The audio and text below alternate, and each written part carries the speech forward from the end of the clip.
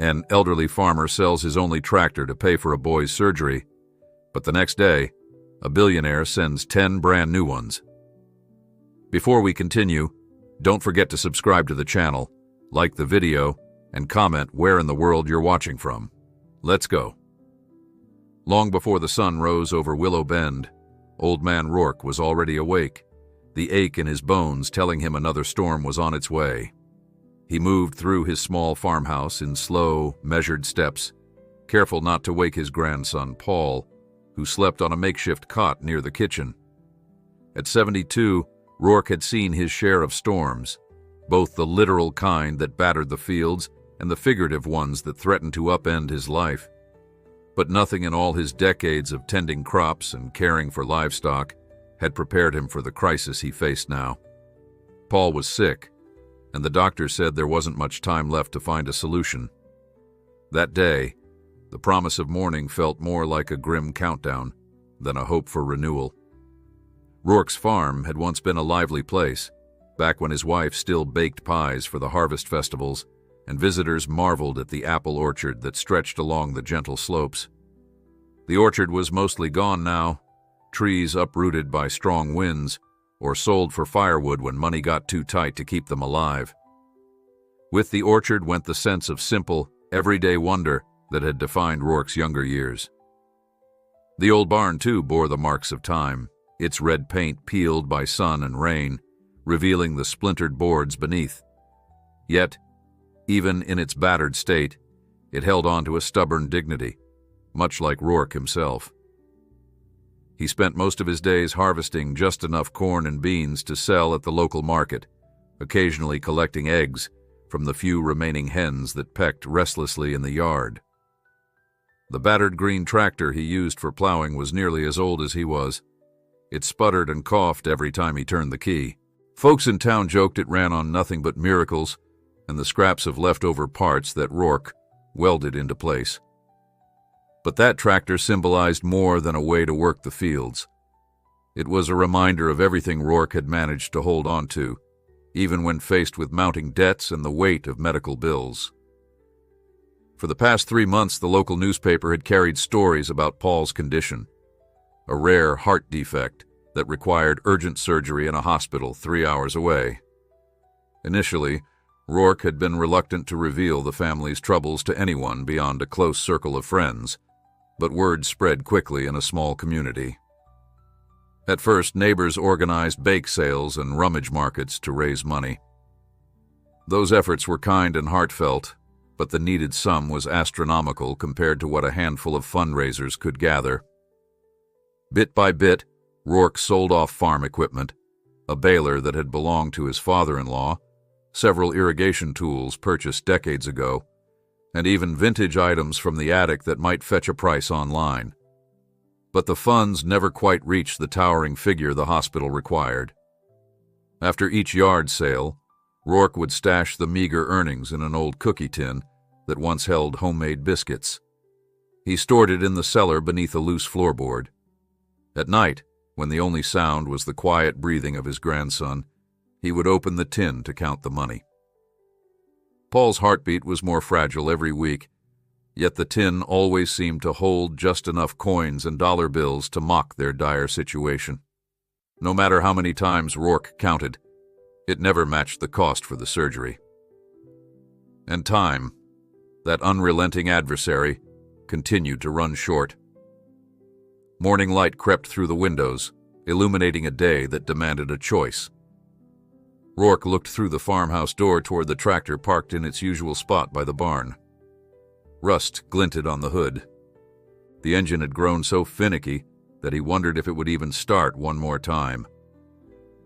He clenched his fists, recalling how proud he had been the day he first drove that tractor home. Back then, his wife had stood on the porch, hands on her hips, scolding him about the cost. And now, so many years later, that tractor was the only major piece of equipment he had left. He fought a quiet battle within himself, torn between sentiment and necessity.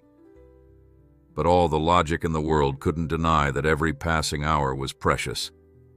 Paul needed that surgery soon, or the doctor's warnings would become a reality Rourke couldn't bear. He pulled on his coat and hat, pushing aside a flood of memories, telling himself that the boy mattered more than any beloved relic of the farm. The local machinery dealer in Willow Bend was owned by a man named Pierce, a blunt individual often seen wearing a crisp shirt and tie, even in sweltering summer months. He cared about commerce above all else, and some folks accused him of preying on farmers forced to liquidate assets during hard times. Rourke dreaded the meeting, but he had no other leads. A private collector might pay more, but that would require weeks of ads and negotiations, and weeks were something Paul did not have. At mid-morning, Rourke coaxed the old tractor to life. The engine sputtered, sending up a plume of gray smoke that lingered in the crisp air.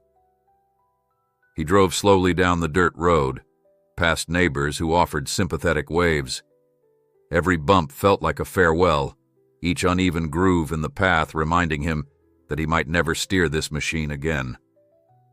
Half an hour later, he pulled up to Pierce's dealership. Pierce emerged from his office, unimpressed eyes scanning the tractor. He walked in a slow circle, occasionally bending to inspect the tires or the engine, though there was no real interest in his expression.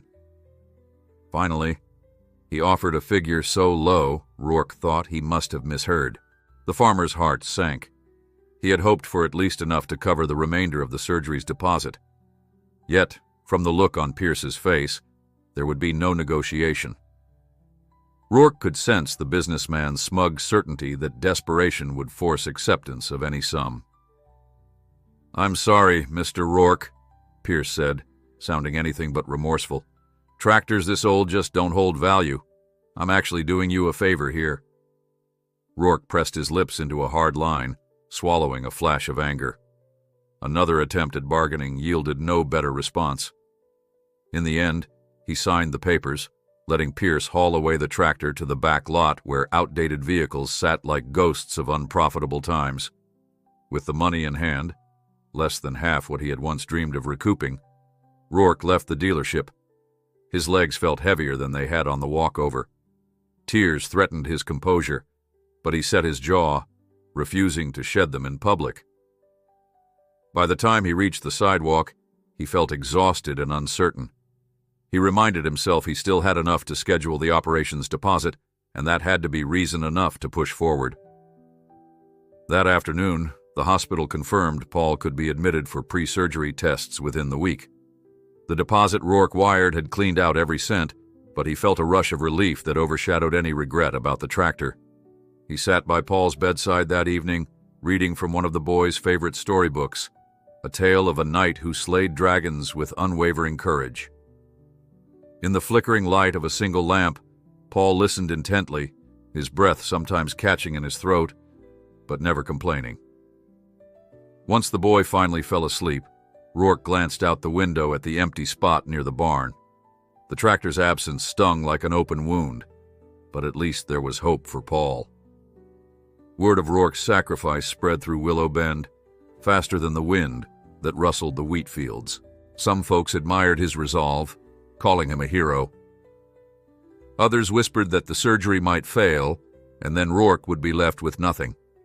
Still more prayed for a miracle, though none could fathom what shape that might take. Outside the grocery store, the post office, and the feed shop, Rourke's choice became the only topic anyone cared to discuss. Yet, in that swirl of gossip, the old farmer kept to himself, unwilling to ask for more handouts or pity. He trusted only in his own determination, and the small possibility that, for once, life would reward such an act of unwavering love. Night settled over the valley once again. The air was cold, the sky moonless. Rourke retired early, exhausted from the emotional toll of the day's events. Sleep, however, did not come easily. He spent hours listening to Paul's soft breathing, hoping it would steady his own anxious heart. Eventually, he drifted into a fitful slumber, drifting between memories of the orchard in bloom and the hospital's bright corridors. The next morning, he woke to the sound of an engine's rumble outside. It was too loud, too powerful to be any neighbor's pickup. Rourke got to his feet, heart thumping with an odd mixture of worry and curiosity. Pulling on his boots, he opened the door and stepped onto the porch, ready to scold whoever dared disturb his household at such an early hour. But the words froze on his lips at the sight before him. Lined up along the driveway were not one, not two, but 10 gleaming tractors, each one looking newer and more advanced than anything he had ever operated. Standing beside the lead tractor was a figure in a tailored suit, wearing an expression of genuine warmth. "Good morning, Mr. Rourke," the stranger called out. "I hear you've had some hard times. My name is Devin West. Let's just say I've brought a few toys that might help." The moment Rourke recognized the brand names emblazoned on the tractors, his mind spun with disbelief. Each glossy machine looked like it belonged on the cover of a modern farming magazine, rather than parked in a row on his dirt driveway. He scarcely knew how to react, so he fixed his gaze on the man named Devin West, wondering if this was some sort of elaborate prank. Yet, there was a sincerity in West's eyes that told Rourke something extraordinary was about to happen. "I represent a philanthropic venture," West explained, extending a hand in greeting. "We heard about your situation, how you sold your only tractor to fund your grandson's operation. That sort of selflessness speaks volumes, and we believe people like you should be supported, not left to struggle alone." As Rourke clasped the man's hand, gratitude warred with confusion. He didn't know this stranger, didn't understand why anyone would offer such a bounty. Yet West's calm assurance held no hint of deceit. Behind them, the tractor engines idled quietly, each one painted a bright color that contrasted sharply with the peeling paint of Rourke's old barn. Paul, alerted by the noise, stood on the porch in his pajamas, leaning against the railing for support. Even in the throes of illness, the boy's eyes went wide, a flicker of excitement replacing the usual fatigue. Rourke offered him a nod, though in truth the old man was as stunned as his grandson, unsure what miracle was unfolding before them. "Who are these people?" Paul asked softly, fighting the weakness in his voice. Rourke took a breath, steadying himself before answering. "I'm not rightly sure, son, but it looks like they've brought us some unexpected help." Devin West approached the porch with measured steps, then crouched down to Paul's eye level. "It's nice to meet you," he said, offering a gentle smile. "I hear you're about to have a big surgery. We just wanted to make sure you and your grandpa have what you need." Paul's lips parted in a trembling smile, though he seemed too overwhelmed to speak further. Rourke stood by, mind racing over the implications. 10 new tractors sat in a tidy line near his driveway, each worth more than he could have imagined. "I can't afford these," he muttered, turning to West. "That dealer in town barely gave me anything for my old one, and I've got no way to repay you." West shook his head kindly. "We're not asking for payment. Consider it a gift." A gift that size felt impossible to accept, yet Rourke saw no angle in West's words. The man went on to explain that his organization learned of Rourke's sacrifice through a local news story. They had a fund specifically for farmers who faced crushing medical expenses. "You selling that tractor for your grandson's sake was precisely the kind of act we believe deserves support," West said. Rourke glanced again at Paul, who nodded with the faintest flicker of hope, as though daring to believe it. The roar of an engine broke their conversation as one of West's drivers moved a tractor closer to the barn. Rourke watched with a mix of awe and longing. He recalled the day he first brought home his old tractor, the sense of pride he'd felt having scraped together enough money to buy it used. That memory clashed with the stark reality of needing to sell it for Paul's surgery.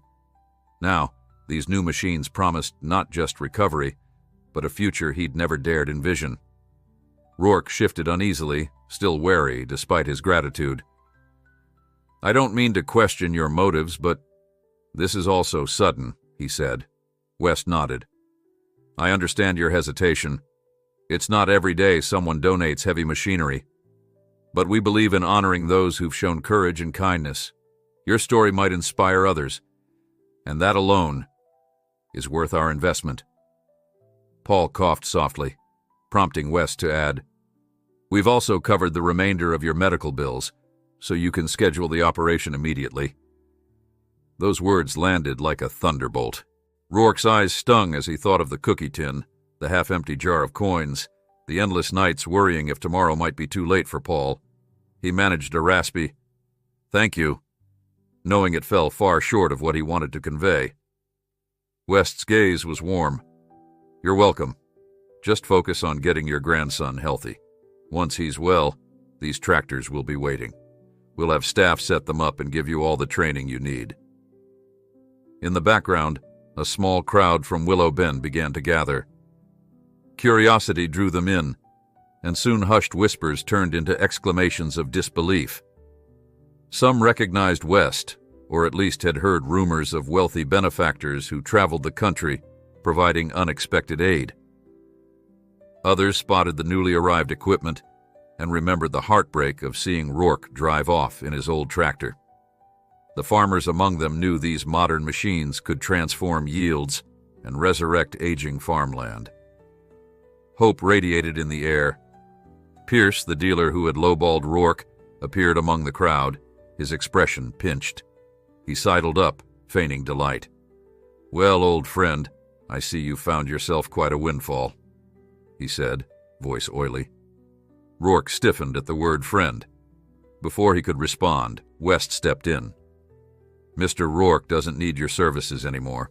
If you've come to negotiate, you'll find no business here." Pierce's cheeks reddened. "I'm just here to congratulate him," he mumbled.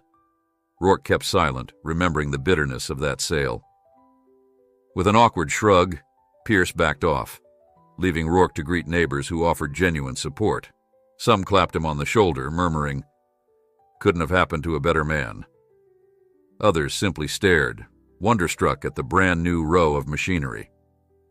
Yet Rourke's thoughts lingered on Paul, whose pallor had worsened over the weeks.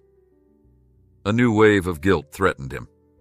What if these gifts had arrived too late? He pushed that thought aside, determined to waste no time in finalizing surgery plans. When West's team finished unloading extra supplies, belts, hoses, seed drills, and attachments, he approached Rourke with a set of documents. "These confirm transfer of ownership," West explained. "We'll handle the registration, so you won't face extra costs." The neat stack of papers felt surreal in Rourke's hands. He was used to legal forms that only brought worry, bank statements, overdue bills, and medical notices. Now he was signing something that symbolized possibility, not hardship. His heart thudded painfully against his ribs. "I'll tell you a secret," West confided quietly as Rourke signed. "Years ago, my father nearly lost his farm when my sister got sick. If it hadn't been for a stranger's intervention, we wouldn't have made it. I vowed to do the same for others whenever I could." That admission dissolved the last of Rourke's doubts. This man understood exactly what it meant to risk everything for family. "Thank you for letting me pay that debt forward," West added. Sunlight slanted across the yard, glinting on the tractor's polished surfaces. Paul shuffled out once again, carefully navigating the porch steps until he stood beside his grandfather. "Grandpa," he said, voice subdued but full of wonder, "everything will be okay now, right?" Rourke forced back tears. "We have a chance," he whispered, placing a comforting hand on the boy's shoulder. Over the months, Rourke had learned not to promise miracles. Still, the feeling in his chest told him this was as close as one could get.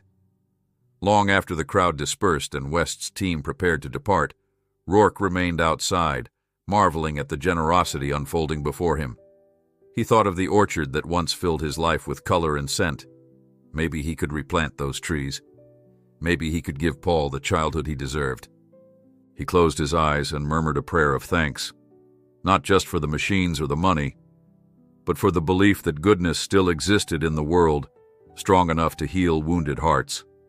That evening, as dusk settled, Rourke cradled Paul's hand and whispered, "We'll face tomorrow," unaware that greater miracles lay ahead. Paul's health deteriorated more swiftly than Rourke cared to admit. That first evening after Devon West's visit, the boy kept drifting off to sleep mid-sentence, as though his body couldn't hold on to consciousness for more than a few minutes at a time. Though it pained him, Rourke knew they had to move immediately on the surgery. With West's generous contribution covering the final expenses, there was no reason to delay. So, early the next morning, Rourke placed a call to the hospital's scheduling coordinator, explaining that the remaining funds were in hand and they could proceed at once. After the call, relief replaced the anxiety in his chest, at least for a moment. Finally, there was no more waiting, no more crossing off days on the calendar as Paul grew weaker. Word spread fast that Paul's operation date had been set for the coming Thursday.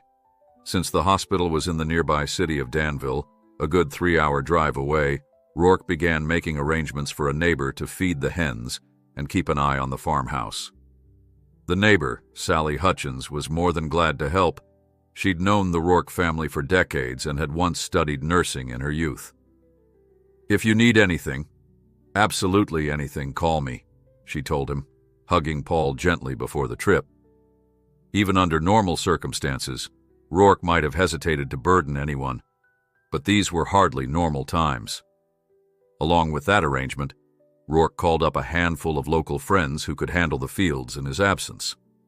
Nobody needed to harvest right away, but the ground demanded care, checking irrigation lines, repairing fences, turning soil where necessary. Suddenly, the brand-new tractors parked behind the barn drew attention, and a few folks even asked if Rourke might let them try one out. "I can't quite believe you got those for free," said Bill Connor, a farmer from down the road. "But if it's true, it's the best piece of luck I've seen in ages. Suppose I could borrow one for a day or two, see how it handles." Rourke promised they'd work something out once Paul was safely in recovery. Despite the swirl of practical details, Rourke's mind never strayed far from his grandson's condition. Paul dozed near the window in the living room, swaddled in a quilt that Rourke's wife had sewn many years ago. The boy's color looked wan, and his breathing shallow.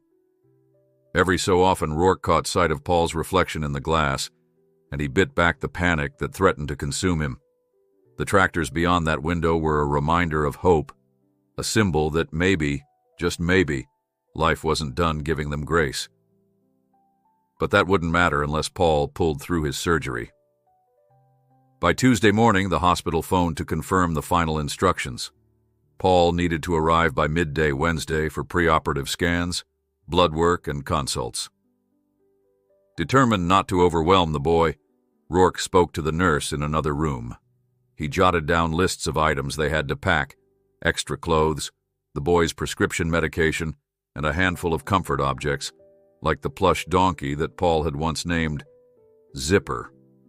With each detail, Rourke felt the hospital's clinical reality press on him. This procedure would not be simple. The doctors had warned him that the complications were many, the success uncertain.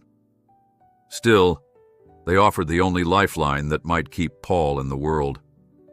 That evening, a subtle hush fell over the farmhouse as Rourke and Paul sat down for what might be their last meal at home for a while. Rourke had managed to put together a simple supper of mashed potatoes, green beans, and tender meatloaf. Though it was hardly a banquet, it was nourishing, and it reminded him of simpler times, when a warm meal solved all the day's troubles. Paul ate quietly, picking at the food more than devouring it. The boy had lost his appetite over the last few weeks, but he made an effort to appreciate his grandfather's cooking. Between bites, Paul glanced out the window. His eyes traveled to the row of shiny tractors, then flicked back to Rourke. "We still going, Grandpa?"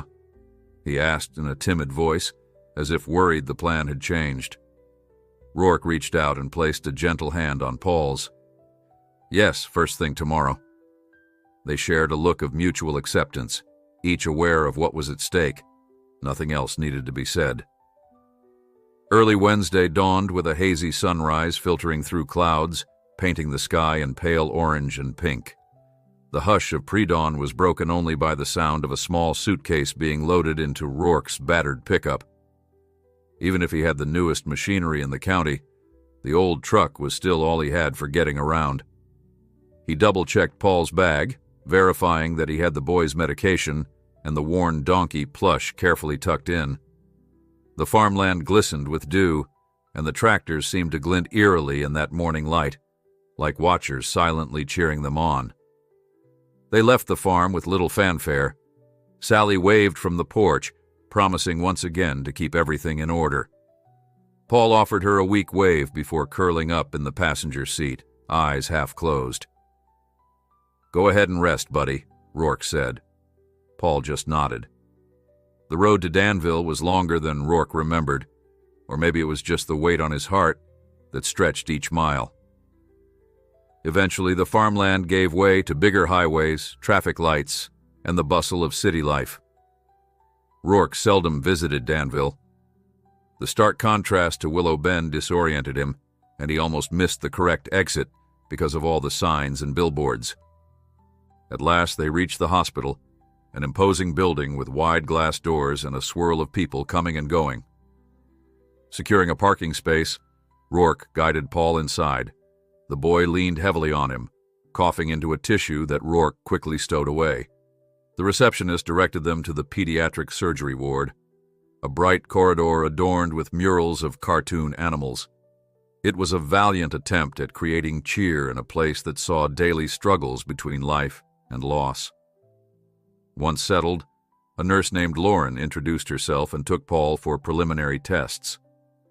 Rourke endured an hour of restless pacing in the waiting area until she returned with a kind smile. "We've done the EKG, the imaging. The surgeon will speak with you soon," she said.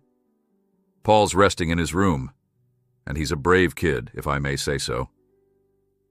Her gentle reassurance felt like a lifeline in Rourke's sea of anxiety. Rourke followed her directions to find Paul's room, a small, sterile space with a large window that overlooked the city skyline. Paul lay on the bed, looking even more delicate in the harsh fluorescent light, an IV already attached to his arm. "It's not so bad," Paul said with a faint smile. "Nurse Lauren said the surgery's scheduled for tomorrow morning."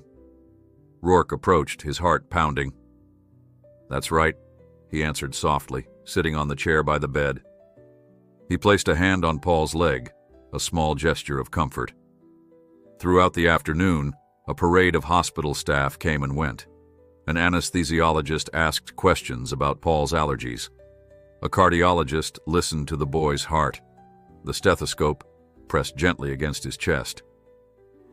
The lead surgeon, Dr. Krishnan, finally entered, a tall woman whose calm demeanor made Rourke feel safer than he had in months. She explained the intricacies of the procedure, how they would repair the valve, the potential complications, and the cautious optimism she held. "Your grandson has been through a lot," she said, looking directly at Rourke. "But we have every reason to believe this can help him live a more normal life." Relief and fear warred inside Rourke. The chance of success was there, but so was the possibility of heartbreak. After Dr. Krishnan left, Rourke stayed by Paul's side, reading from an old weathered children's book he'd brought along. It was the same book he used to read back at the farm, tales of courageous knights and cunning dragons. Paul closed his eyes, letting the words wash over him. At times, Rourke wondered if the boy listened or merely drifted on the cadence of his voice. Either way, it was a comfort to them both. Late that evening, hospital staff insisted Rourke get some rest in the lounge reserved for overnight visitors. He hesitated, wanting to keep watch by Paul's side, but the nurse assured him they'd call if anything changed. Exhaustion won out, and he settled on a stiff couch in a corner of the lounge. Sleep came fitfully, filled with half-formed dreams where the orchard thrived again, and Paul ran laughing among the trees. In that dream, the new tractors shone under the sun, but no matter how he tried, Rourke couldn't get close enough to drive them. He woke with a start, heart pounding, not sure how much time had passed. Morning arrived in a blur of bright lights and anxious anticipation. Paul was prepared for surgery just after dawn. Rourke watched with trembling resolve as they wheeled his grandson toward the operating room. Dr. Krishnan offered a final nod of reassurance before the doors swung shut. Left behind in the waiting area, Rourke felt as though the floor might drop away at any moment. He clasped his hands, thinking of the orchard, the tractor, and all he had sacrificed to give Paul this chance. If fate was kind, they would soon be gifted more time together. If not, Rourke couldn't finish that thought. Seconds stretched into minutes. Minutes dragged into hours. Time lost meaning. Rourke paced the length of the waiting room, occasionally pausing to stare out a window that overlooked Danville's crowded streets. He sipped watery coffee from a paper cup, forced to rely on the hospital staff for updates. Each time he saw Nurse Lauren appear, his heart lurched, only to settle again when she explained, "They're still working. No news yet." The hospital's fluorescent lighting gave everyone a pallid complexion, so it was impossible to read any expression as a clue. At the 3-hour mark, Rourke slumped into a plastic chair, resting his face in his hands. Memories of the orchard shimmered in his mind. He wondered if Paul ever truly experienced the orchard in bloom, or if those had been the years he was already too sick. Regret twisted his stomach. He should have planted more saplings. He should have taught Paul more about the land's cycle of renewal. When the boy recovered, Rourke promised himself, he would do all of it. They'd rebuild the orchard from scratch. Finally, just past noon, Dr. Krishnan emerged, looking tired but relieved. Rourke shot upright, bracing for either joy or devastation. The surgeon smiled. The procedure went as planned, with no immediate complications. Paul's stable in recovery, but he'll need close observation. Rourke let out a breath he didn't realize he'd been holding. The wave of relief almost knocked him over. He mumbled words of thanks, but Dr. Krishnan gently cautioned him, "We're not out of the woods yet. There's a risk of infection or arrhythmia, but this is a good start." Rourke hurried to the recovery ward, escorted by a nurse. Through a narrow window, he glimpsed Paul, pale but breathing, connected to monitors that beeped steadily. The tears came then, unbidden. After so many months of strain and heartbreak, to see the boy lying there, alive, was everything. For a fleeting moment, Rourke recalled the day the orchard had produced its first bumper crop of apples. He remembered a surge of wonder and gratitude. What he felt now eclipsed that memory 1,000 times over. Over the next 24 hours, Paul's condition remained precarious, but each passing hour brought a bit more hope. Rourke kept a constant vigil by his grandson's bedside, dozing occasionally in the stiff-backed hospital chair. Every so often, a nurse would enter to adjust a line or check the machines, and Rourke would jolt awake, heart pounding, until he saw it was only routine care. The hum of monitors became a strange lullaby, unsettling yet comforting in its consistency. Even the sterile smell of antiseptic started to feel familiar, a sign that doctors were working hard to keep Paul alive and healing. Outside the hospital window, the city of Danville carried on, oblivious to one old man's silent prayers. He sat there wondering how the fields at home fared without him, whether the new tractors gleamed in the morning light, and how he could ever repay the kindness that had rained down upon him from Devon West's mysterious generosity. Paul's doctor stopped by regularly, offering cautious optimism. The boy's heart rate steadied, and his lungs seemed to handle the anesthesia's aftermath better than predicted. By the second morning post-surgery, they removed the breathing tube, and Paul managed to whisper a few words. Rourke leaned in close, tears brimming. "I'm here," he said quietly, clasping the boy's hand. Paul's gaze flitted around as though reacquainting himself with reality after drifting through a nightmare. "Grandpa," he rasped, forcing a weary smile. "We did it, right?" Rourke swallowed hard. "We sure did, son. Just rest now." Even in that brief exchange, Paul's eyes began closing again, weighed down by medication and the sheer exhaustion of survival. But no matter how brief, that moment felt like a miracle to Rourke. On the afternoon of the third day, A nurse suggested Rourke take a short walk outside. "Fresh air will do you good," she said, giving him a sympathetic look. Reluctant to leave Paul, he still recognized the wisdom in her words. Outside, the crisp air snapped him awake, stirring his mind with a swirl of memories. He recalled the orchard behind the farmhouse and how the breeze would carry the perfume of blossoms through an open window. The orchard was gone now, but if Paul recovered, maybe they could plant anew. The idea felt bold, almost reckless, but the possibility flickered inside him like a warm ember. He paced the sidewalk, glancing at passing cars and busy strangers. Their lives appeared so normal compared to the upheaval in his own. Yet he felt no resentment, only gratitude that among all these unknown faces, someone had come to help him when he needed it most. Back upstairs, Paul's recovery room had been brightened by a small basket of flowers. Rourke found a note attached, the paper embossed with Devin West's initials. It read simply, "Wishing Paul a steady recovery." Rourke's throat tightened. As if the tractors and paid medical bills weren't enough, West had continued to show concern. The old farmer realized he knew very little about the man who had single-handedly reversed their dire fortunes. He resolved to write a thank you letter once Paul was stable enough, though words felt inadequate to convey the depth of his appreciation. By the end of the week, Paul had improved enough to transfer out of the intensive care unit. Dr. Krishnan said the internal repairs appeared successful, though they would keep a watchful eye for complications. Paul could speak in short bursts now, often peppering Rourke with curious questions about the farm. "Did you feed the hens? Is the new tractor real, or was I dreaming?"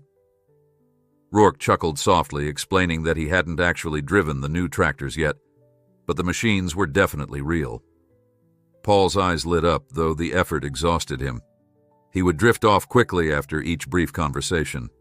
Meanwhile, back in Willow Bend, neighbors were abuzz with rumors about how drastically life might change for Rourke.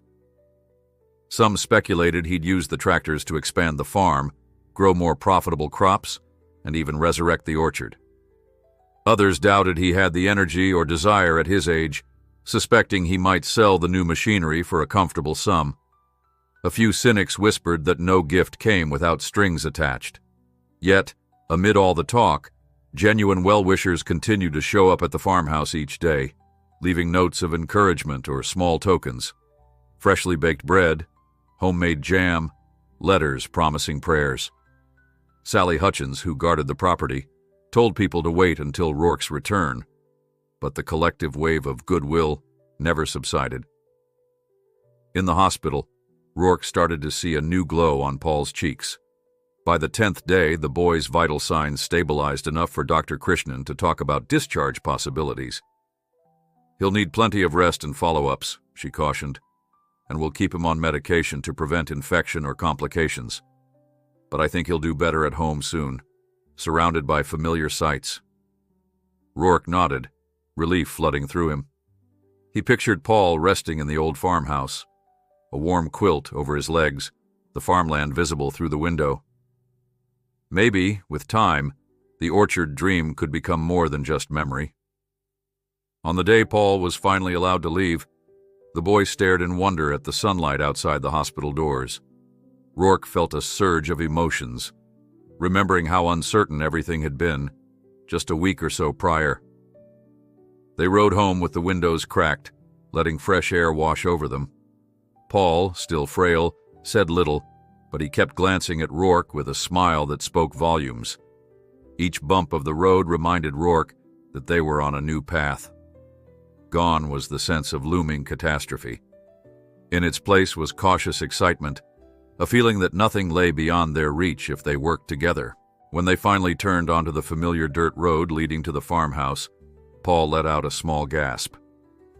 In the yard, a dozen or more locals had gathered to welcome them back.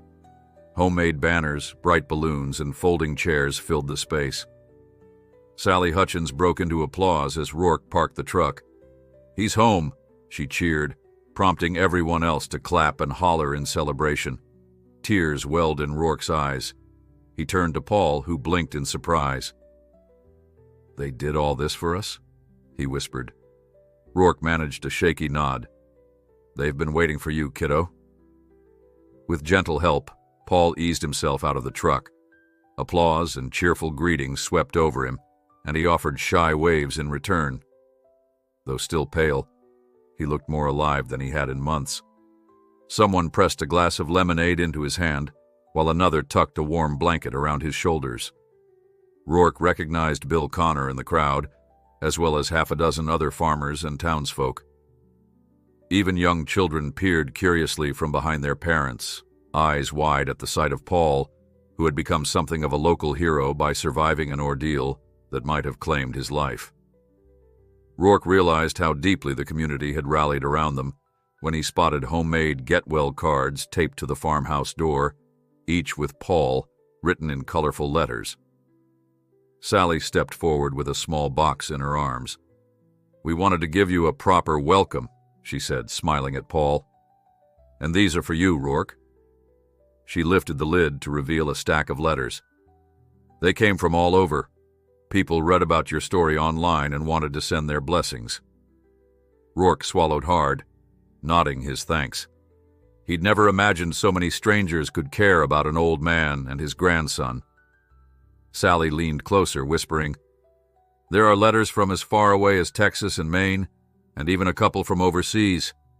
You've touched a lot of hearts." After the initial flurry of hugs and well wishes, Rourke guided Paul inside, carefully navigating the steps. The house smelled faintly of lavender from the sachets Sally must have set out to freshen things. Paul sank onto the sofa with a relieved sigh, legs trembling from the effort of walking. Rourke fussed over him, adjusting pillows, making sure he had water. Meanwhile, people lingered on the porch and in the yard, chatting in hushed, hopeful tones. Eventually, they trickled away, leaving baskets of food and small gifts that made the homecoming feel like a grand festival. Rourke couldn't help thinking back to the afternoon he'd driven to Pierce's dealership to sell the tractor. It felt like a lifetime ago, a day soaked in despair. Now, the yard boasted an array of brilliant tractors that dwarfed everything else, a testament to the power of unforeseen grace. He recalled the depth of sorrow he had carried inside him and marveled at how drastically fortunes could change in such a short span. If he'd refused to sell that tractor, holding on to pride, Paul might never have made it to the hospital in time. That choice, painful as it was, had set into motion a chain of events that saved the boy's life. Paul rested through the afternoon, drifting in and out of sleep. Rourke spoke quietly with Sally about the farm's upkeep. She reported that the other neighbors had each taken turns, ensuring the hens were fed and the fields were properly tended. The brand-new tractors still sat mostly unused, but Bill Connor had tested one just to confirm it ran smoothly. "Runs like a dream," Sally quoted Bill as saying. He couldn't believe how advanced the technology was. Rourke nodded thoughtfully. Part of him felt eager to hop on one of those machines to see for himself how easily it might till soil or plant seeds, but another part felt almost intimidated by their sophistication. He was used to coaxing life out of battered equipment, not handling top-of-the-line engineering. Then again, everything in his life had changed, so perhaps he needed to change with it. Early evening arrived, painting the sky in shades of lavender and rose. Paul stirred, blinking awake to find Rourke kneeling at his side. The boy motioned for his grandfather to sit down. "I've been thinking," Paul said softly, his voice weak but resolute. "When I get stronger, I want to help you on the farm again, the way I used to. Remember how we always talked about replanting apple trees?" Rourke's throat constricted. "I remember, son." Paul managed a small grin. "We can do it now. I mean, everything's different, right? We can do something big." The determination in his eyes took Rourke's breath away. For so long he'd been trying to protect Paul, uncertain the boy could handle any more stress. But here Paul was, forging a dream from adversity. Rourke placed a hand over Paul's.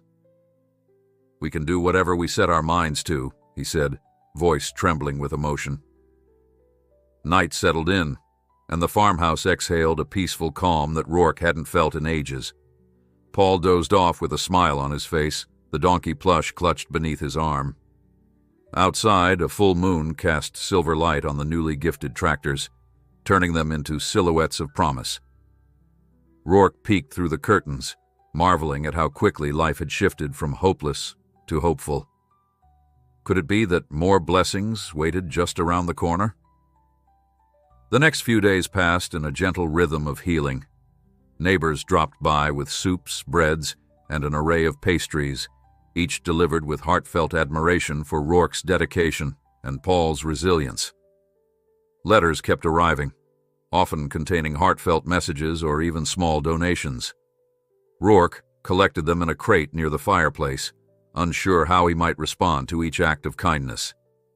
He also reached out to Devin West's office, leaving a message to express gratitude and request a chance to meet again. Days went by, but he received no immediate response. Perhaps West was off helping others in need. Finally, as Paul began to walk short distances around the house, Rourke decided it was time to see what these modern tractors could do. Early one morning, he headed to the barn, stepping carefully across the dew-soaked ground. Paul, still too frail for extended exertion, watched from the porch, encouraging him with a grin and a thumbs up. Rourke climbed into the cab of the nearest tractor, astonished by the digital display and the comfortable seat that reminded him more of a car than a farm vehicle. With a hesitant turn of the key, the engine roared to life, purring in a way his ancient machine never had.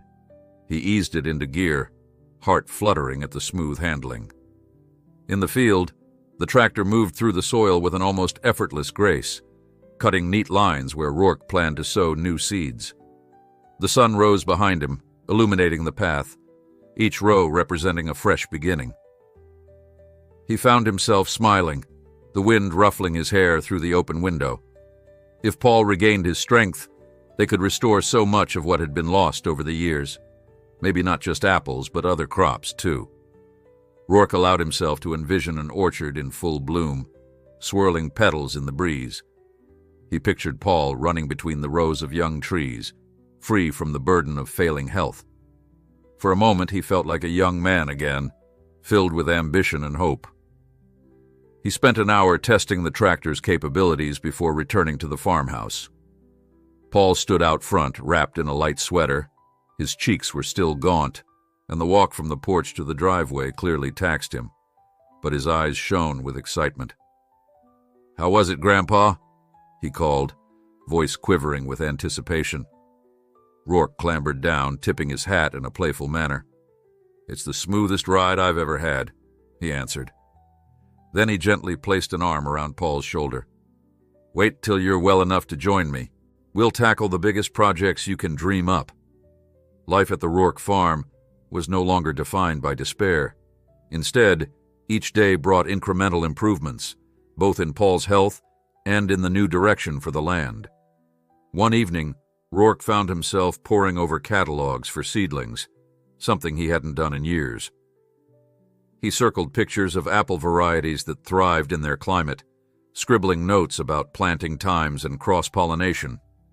Whenever Paul was awake, he'd share these ideas with the boy, who sometimes responded with suggestions he'd gleaned from magazines or TV programs about modern farming. Through it all, an undercurrent of resolve bound them together, reminding them that adversity had forged their bond into something unbreakable. Yet in a quiet corner of Rourke's mind, he still wondered about Devin West. He couldn't shake the notion that he owed the man a personal expression of thanks beyond the phone message. Perhaps once Paul was fully recovered, they'd track him down to invite him for a meal in Willow Bend. That, Rourke decided, was the least he could do for a man who had brought them from despair to possibility. For now, though, his main priority lay in guiding Paul toward full recovery and making sure the newfound opportunities didn't go to waste. And so the days marched on, steeped in gratitude and anticipation for a future that no longer seemed beyond reach. Over the next week, Paul slowly regained his strength, emerging each morning a little less pale and a little more confident in his own resilience. He still tired easily and would sometimes need a long nap after walking just a short distance around the yard. Even so, the boy insisted on visiting the newly tilled fields at least once a day, bundling up in a warm jacket whenever the air turned chilly. Rourke, wary of pushing Paul too hard, trailed close behind with an eye on his grandson's shaky steps. One afternoon they both stood at the edge of the farmland, gazing at the precise rows Rourke had carved out with the new tractor. The faint smell of freshly turned soil lingered in the breeze. "You think we can plant them this spring?" Paul asked, tucking his hands into his coat pockets. "I was reading about apple varieties last night, and some do best if we start them early in the season." Rourke's chest tightened with pride. "We can do more than just apples if you'd like," he replied, trying to keep the excitement out of his voice. "Though apples are a good place to start. The local orchard that used to supply the town's festival pulled out a few years back. Might be we can fill that void." Paul nodded, though a sudden gust made him shiver. Without waiting for Rourke's urging, he turned back toward the farmhouse, pacing himself so as not to get winded. Rourke followed, hearing the crunch of leaves beneath their boots. Inside, Sally Hutchins had left a pot of chicken soup simmering, its warm aroma drifting through the kitchen. She had become a near-constant presence, checking daily to see if they needed groceries or if Paul required another blanket. After ladling soup into 2 bowls, she sat with them at the old wooden table, sipping carefully. "Got a letter for you," Sally said, fishing an envelope out of her purse. "Actually arrived at my place this morning. Not sure why, but must have gotten the addresses mixed up." She handed it to Rourke, who noticed it bore an elegant letterhead, West Global Cooperative. Paul perked up, leaning forward with interest. "Is that from Mr. West?" Rourke shrugged. "Let's find out." He slid his pocket knife beneath the flap and opened the envelope. Inside was a brief note. "Dear Mr. Rourke, I'm pleased to hear that Paul is recovering well. Please accept my apologies for not responding sooner. I've been traveling for work these past weeks, overseeing expansions of our philanthropic arm. I plan to be in your region by the end of next month and would love to visit your farm, if you're willing. There's a matter I'd like to discuss with you personally, an opportunity that might benefit Willow Bend and beyond. Until then, my best wishes to you and Paul."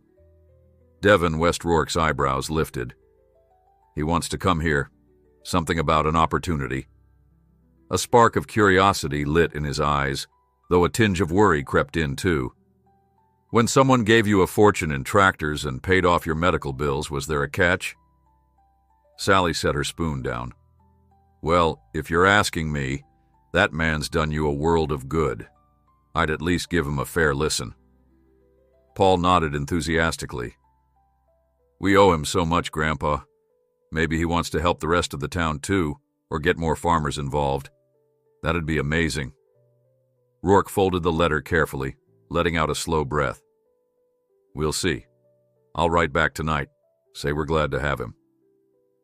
Within days, Rourke penned a reply, expressing gratitude for all West had done and inviting him to visit whenever convenient. Meanwhile, the orchard project gained momentum. Bill Connor volunteered to help locate seedlings, and within a week, they had a supplier who offered a discount for bulk purchases. Word of Rourke's plan spread through Willow Bend, stirring excitement. The notion of a new orchard, especially under the care of a man who'd faced down impossible odds, lit up the local rumor mill with optimism. Even Pierce, the tractor dealer, tried to capitalize on the buzz, suggesting that if Rourke needed advanced implements or specialized orchard sprayers, Pierce's dealership could supply them. Rourke, aware of Pierce's previous behavior, gave polite but non-committal answers. He preferred not to dwell on that old bitterness, but he also wouldn't make the mistake of trusting Pierce easily. In the midst of these developments, Paul continued to mend. The color returned to his cheeks, and he graduated from short walks around the porch to longer strolls across the yard. Some days, He'd settle into a lawn chair near the barn, watching Rourke test out different tractor attachments on the fields. The hum of engines, once tinged with desperation, now signaled possibility. Every now and then, neighbors would pass and offer waves or curious glances. Rourke rarely felt so proud as when he glimpsed Paul, stable and smiling, observing the farmland they would shape together. Finally, toward the end of the month, a black SUV pulled up along the gravel road one sunny afternoon. Rourke recognized the driver as the same man who'd accompanied Devon West during the tractor delivery. The passenger door opened, and West himself stepped out, dressed in a simple button-down shirt and jeans rather than his earlier formal attire. He approached with a warm smile. "Mr. Rourke," West said, extending his hand. "I'm glad to see you looking well." Rourke returned the handshake, noticing that Paul had risen from his lawn chair and was making his way over, moving slowly but determinedly. "It's good to see you," Rourke answered, the words feeling inadequate. He gestured to Paul. "This here's the boy you saved." West's gaze softened as he took in Paul's cautious steps. "You look wonderful, young man," West said. "How are you feeling?" Paul flashed a grin. "Better every day. Grandpa says we might be able to plant a new orchard this year. If it all works out, maybe by next season we'll have some saplings taking root." West nodded appreciatively. "That's exactly the kind of news I like to hear. In fact, it ties into why I've come."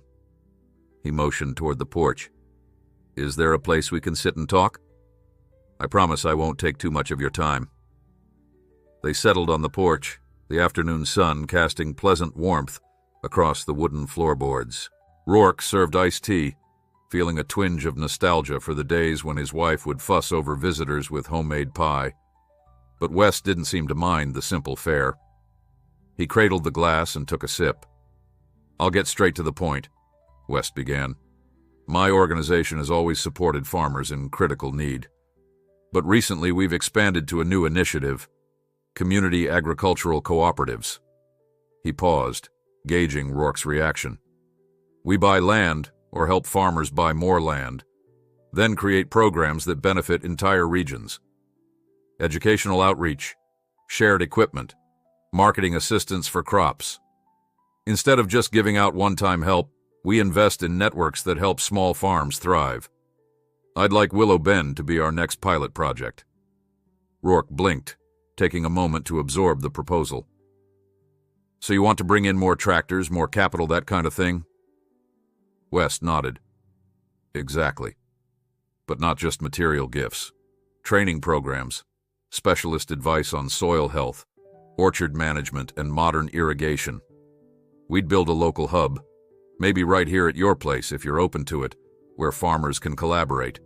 In return, we'd ask for a modest revenue share from future harvests, reinvested into more expansions.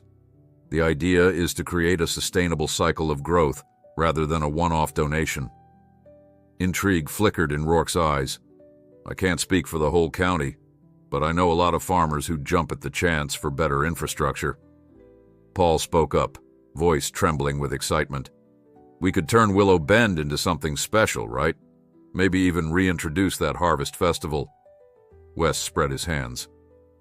"That's the vision. A place that thrives year-round, not just scraping by. We have the resources to do it, but we need local leaders who understand the land and the community. And frankly, your story has inspired not just me, but many folks who follow our work. People are eager to see you succeed." Rourke looked past West, across the rolling fields dappled with sunlight. Images unfurled in his mind. Orchard rows blossoming, neighbors collaborating, a reawakened sense of pride in Willow Bend. For too long, the area had felt overshadowed by declining markets and repeated misfortunes. Could this project reverse that tide? Still, caution nagged him. "No disrespect, Mr. West, but it's a big change. People around here can be wary of outsiders. They might suspect you're trying to buy up land or exploit them." West nodded gravely. "I understand. We've had to overcome skepticism before. It would require careful planning, transparency, and a willingness to work at the community's pace. That's why I'm asking you to help pave the way. Folks trust you." Rourke exhaled slowly, remembering how the town had rallied when Paul fell ill. "I owe them a great debt of gratitude," he murmured. "If I can bring them something that truly helps, well, that's worth considering." Paul's eyes sparkled with the enthusiasm only the young can truly muster. "Grandpa, we can do it. Imagine farmers from all around sharing tips, seeds, equipment, and the orchard. This might be the push we need to make it happen." A gentle breeze swept across the porch, rustling the edges of West's papers. He produced a folder, sliding it over to Rourke. "I have a preliminary proposal here. Nothing binding yet. If you agree, I'll set up a meeting with other farmers and landowners in the county. We can discuss terms openly, gather feedback, and go from there." Rourke glanced at the folder, flipping through a few pages. There were charts detailing potential crop yields, projected incomes, educational programs, an entire blueprint for revitalizing not just his farm, but the entire region. His pulse quickened. For so long, he'd learned to keep expectations low, battered by disappointment. But now optimism coursed through him like a fresh current. He closed the folder and looked up. "All right, let's take the first step. We'll see what the others say." West's smile widened. He extended a hand and Rourke shook it firmly. "I appreciate your willingness. Let's do something extraordinary here in Willow Bend." With the conversation concluded, West lingered a bit, chatting about minor details before departing. As the SUV disappeared down the gravel road, Paul turned to Rourke, eyes shining. "This is huge, Grandpa. Maybe everything's really turning around." Rourke placed an arm around the boy's shoulders, comforted by the solid feel of Paul's once fragile body. "I believe it might be, son. I really do." They watched until the dust settled. Then, with hearts full of anticipation, they headed back into the farmhouse, ready to begin planning for a future that, at last, promised hope and prosperity for them all. In the days that followed West's visit, Rourke found himself inundated with curiosity from neighbors. Word traveled that a big project might be brewing at the Rourke farm, and folks who had once been content to manage their fields in isolation began stopping by to ask questions. Could this cooperative solve the problem of rising seed costs? Would it provide a stable market for produce? Was there a chance to resurrect the old canning factory that had shuttered a decade prior? Rourke, humbled by the outpouring of interest, promised them all that nothing was finalized yet. He encouraged them to wait for the official meeting Devin West hoped to arrange. In the meantime, Paul took on a small ambassador's role, chatting eagerly with children his age about the orchard and how new opportunities could keep families from moving away. More than once, Rourke spotted Bill Connor conferring with other farmers at the feed store, their tones excited rather than dour for the first time in years. Still, uncertainty lingered. Some older residents remembered past ventures that had come to nothing, and cynicism died hard. When a newcomer offered grand plans, Willow Bend's scars made them cautious. Yet Rourke believed in West's sincerity. He'd felt the man's conviction firsthand, heard the honesty in his voice, and if all it took was a willingness to gather everyone around a table, then Rourke intended to do exactly that. One chilly afternoon, Sally Hutchins helped Rourke spread word of a gathering at the community hall. They made phone calls, knocked on doors, and tapped into the local rumor mill. Meanwhile, Paul helped set up chairs in the old hall, which smelled of dust and memories. On the appointed evening, a surprising number of people showed up: farmers, shop owners, teachers, and even some retired folks who rarely left their homes. A buzz of conversation filled the space as they awaited the arrival of Devin West. Exactly on schedule, West appeared, along with two colleagues armed with charts and handouts. He began the meeting by thanking everyone for their support of Rourke and Paul during their crisis, calling Willow Bend a community of remarkable compassion. Then he explained the concept of the cooperative, describing how farmland could be enriched through shared resources, advanced training, and sustainable practices. The questions flew fast and urgent. Who holds the deed?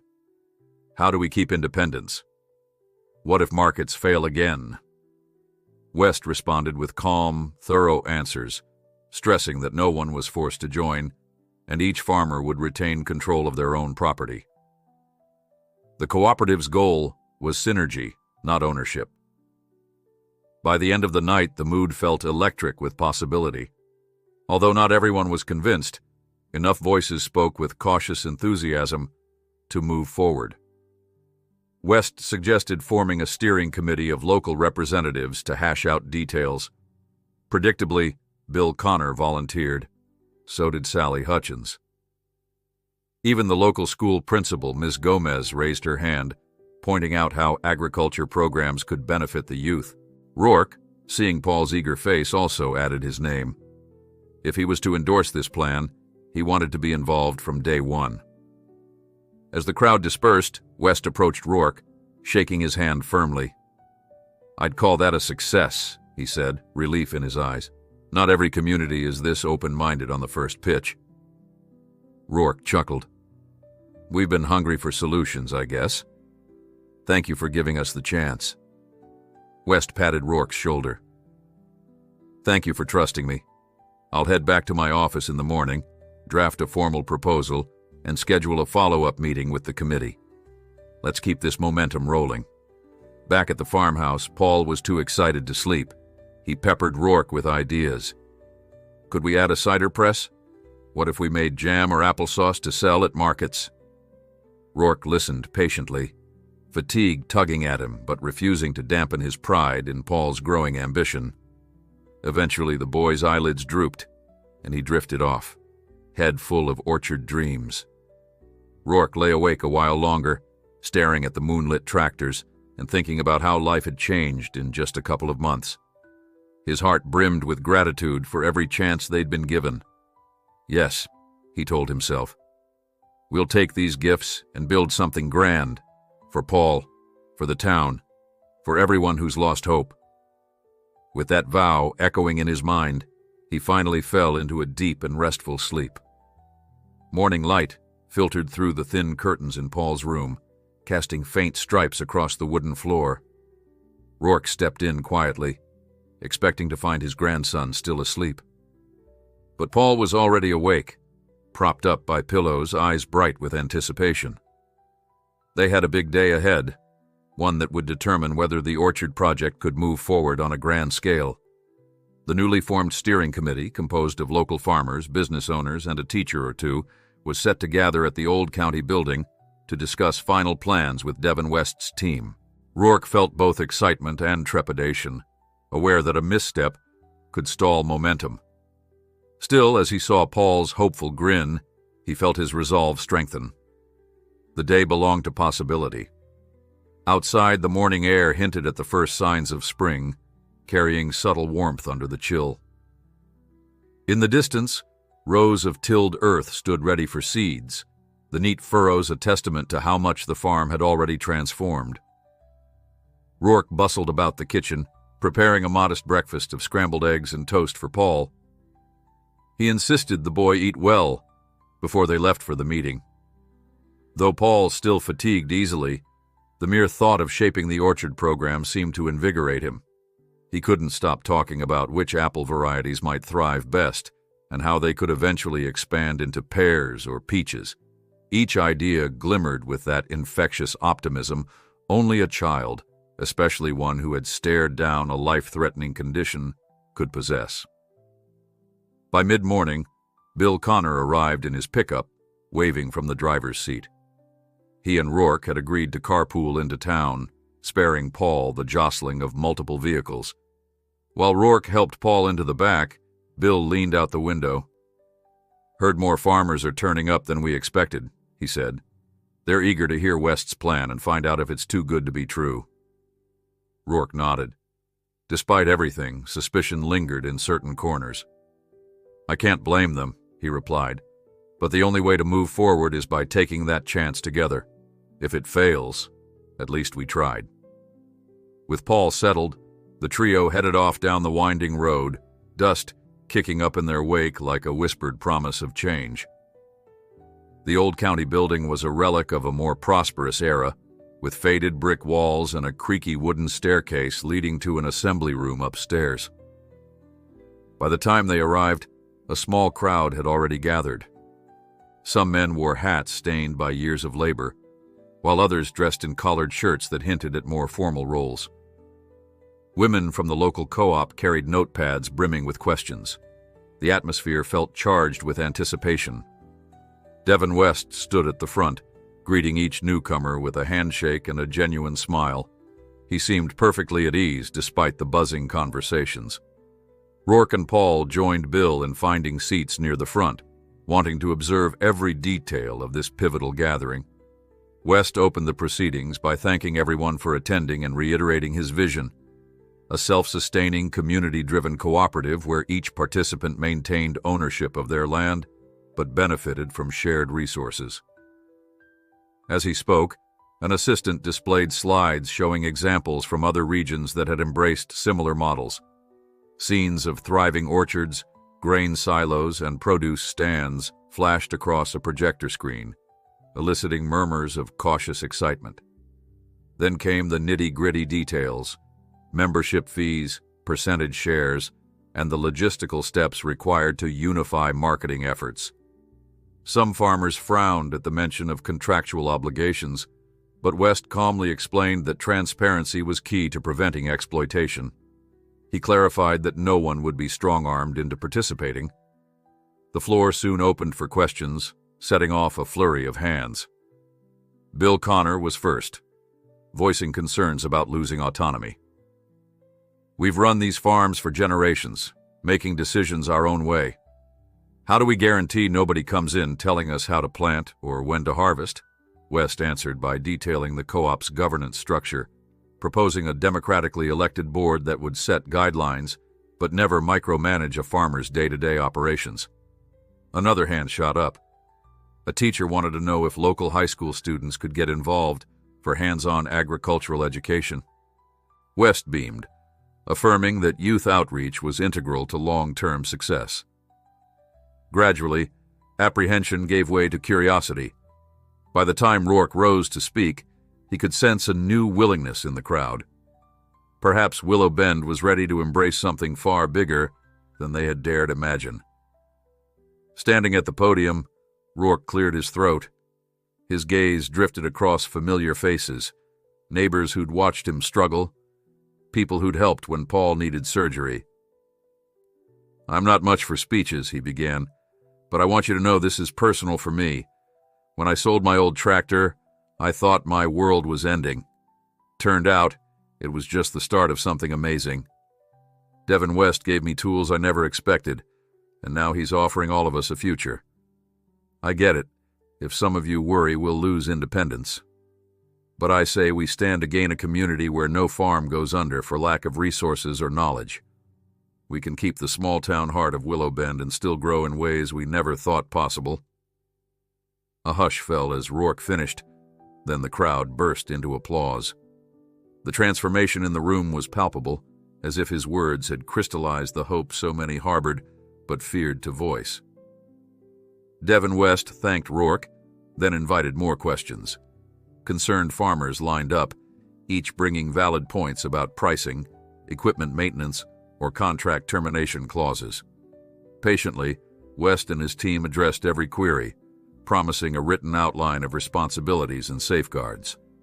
By the end of the evening, the majority seemed on board, or at least willing to try. A few holdouts huddled by the exit, whispering doubts about big-money outsiders. Yet even their posture suggested intrigue rather than outright dismissal. No one stormed off or accused West of scamming them.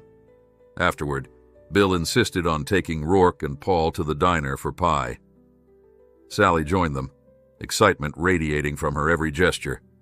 Over steaming mugs of coffee, they marveled at how quickly doubt had turned to acceptance. "I've never seen old Gus Bennett so fired up," Bill remarked, cutting into a slice of apple pie. "He's the last person I expected to come around." Sally laughed. He's seen his profits slip for years. This is the first real solution he's encountered. Paul listened with shining eyes, occasionally chiming in with orchard ideas. Rourke silently reflected on how it all began with one act of desperation: selling that ancient tractor. The memory no longer stung. It felt like a threshold they'd needed to cross to reach this promising horizon. That evening, after returning home, Rourke helped Paul settle into bed, heart brimming with gratitude for how far they'd come. Devin West's plan promised transformation not just for them, but for every family in Willow Bend, an entire community lifted by shared investment and hope. The orchard dream felt closer than ever. In the quiet hush of nighttime, Rourke walked outside and stood among the tractors that had once seemed like an impossible gift. Their silhouettes gleamed under the moon, silent sentinels of a new era. He breathed in the still air, remembering all the nights he had prayed for Paul's survival. Now those prayers had been answered in ways he never anticipated. As he turned back toward the farmhouse, he resolved to honor every blessing, ready for the next chapter. In the morning, he would call Sally to share the news. For now, under the moonlight, Rourke allowed himself a rare smile. Tomorrow's promise felt limitless. Morning broke over Willow Bend with a flourish of rosy dawn, painting the horizon in pale gold and dusty pink. Rourke stirred from a restless sleep, still haunted by vivid dreams of orchard rose in full bloom. Outside, wisps of mist clung to the ground, making the farmland appear mysterious and full of promise. He stepped onto the porch, feeling the boards creak under his weight. The day promised mild weather, perfect for the new orchard project's first major steps. After so many meetings and endless discussions, it was time to bring saplings home and begin planting. Paul was already up, perched at the kitchen table with a half-eaten bowl of oatmeal in front of him. Though still slender from his ordeal, he had regained enough energy to approach each morning with excitement. Rourke ruffled the boy's hair, noticing the healthy flush in his cheeks. "You ready to help pick up those saplings?" Rourke asked, pressing a gentle hand to Paul's shoulder. Paul nodded eagerly. "I've been counting the days," he replied, a slight quiver in his voice betraying how much this milestone meant to him. They aimed to collect the first batch of trees, a mix of heirloom and disease-resistant varieties, from a nursery about an hour away. Sally Hutchins had offered to drive her spacious truck, while Bill Connor and another neighbor, Harriet Cole, provided additional vehicles. This small convoy would bring the orchard's beginnings to Willow Bend in one triumphant caravan. Rourke felt a thrill of anticipation. Though he'd farmed for decades, the notion of replanting an entire orchard alongside Paul and the newly formed cooperative gave him a sense of wonder he hadn't experienced since his youth. By 8 o'clock, the group convened at the farm to finalize details. Sally hopped down from her truck, her face lit by a bright smile. "Got extra tarps to protect the saplings," she announced. Bill stepped forward, adjusting his cap. "Harriet's got burlap and twine in her rig," he added, "so we can bundle everything securely. Don't want any root damage on the ride back." Paul stood close to Rourke, sporting a wide-brimmed sun hat that dwarfed his face. Despite the cool morning, excitement radiated from him like a summer glow. While they prepped the trucks, Devin West arrived unexpectedly in a sleek SUV. He joined them with the easy grace of someone who had crossed countless miles to support small-town ventures. "Hope you don't mind me tagging along," West said, shaking Rourke's hand. "Figured I'd see the orchard project's first big day in person." Rourke welcomed him, his gratitude for West's help never far from the surface. In truth, West's presence reassured Rourke that this orchard might become more than just a local dream. Having a benefactor on site could attract further goodwill and investment. The convoy set off soon after, rolling along scenic roads that cut through gently rolling fields. Paul rode in Sally's truck, chattering nonstop about planting schedules and orchard design. He had memorized charts and planting guides, determined to make every sapling thrive. Sally indulged his enthusiasm, smiling at the boy's passion. Meanwhile, Rourke sat with Bill, quietly enjoying the tranquil drive. They passed through small hamlets and farmland in various states of upkeep, some thriving, others struggling with outdated machinery or poor yields.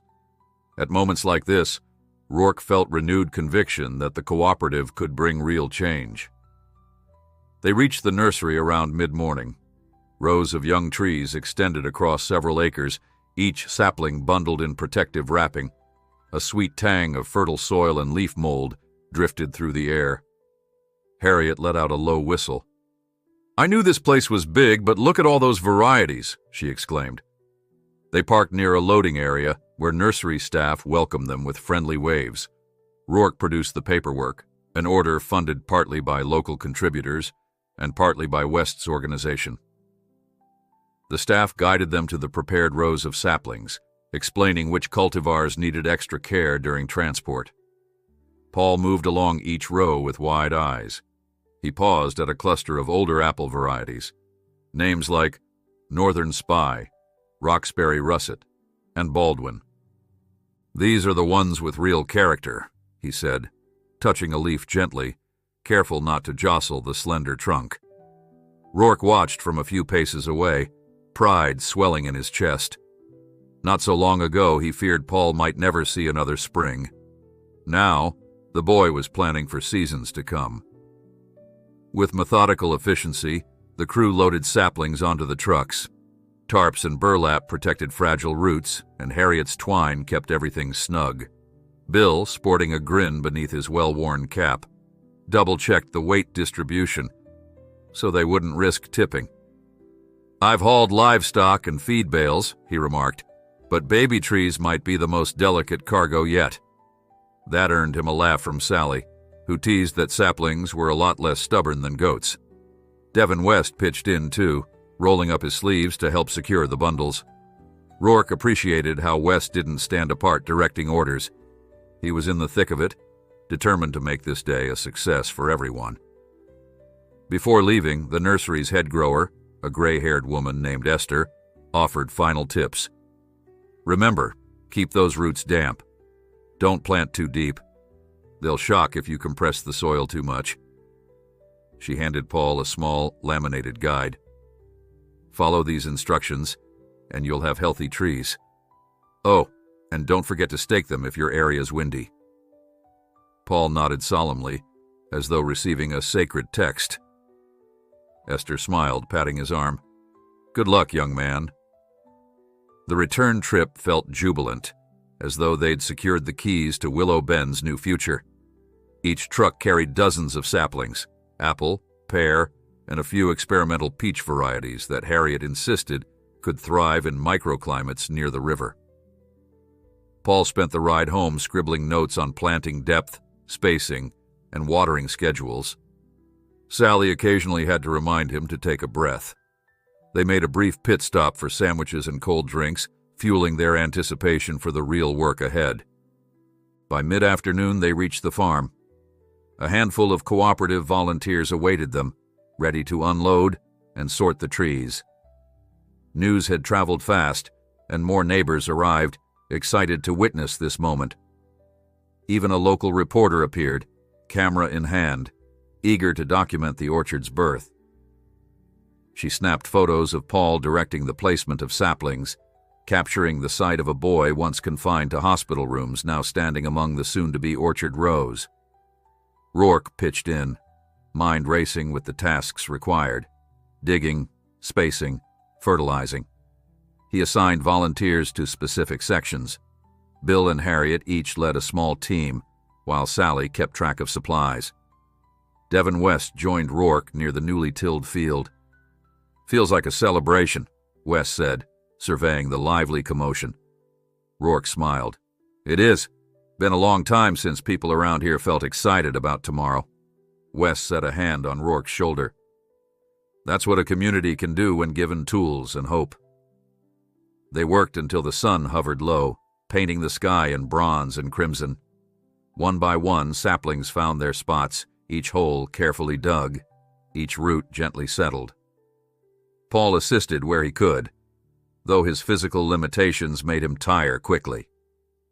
Rourke noticed the boy's shoulders slump around dusk. He signaled for Paul to rest, guiding him to a lawn chair with a water bottle. "Don't push too hard," Rourke whispered.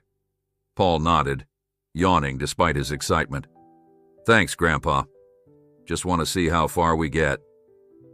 Darkness fell by the time the last sapling was nestled in place.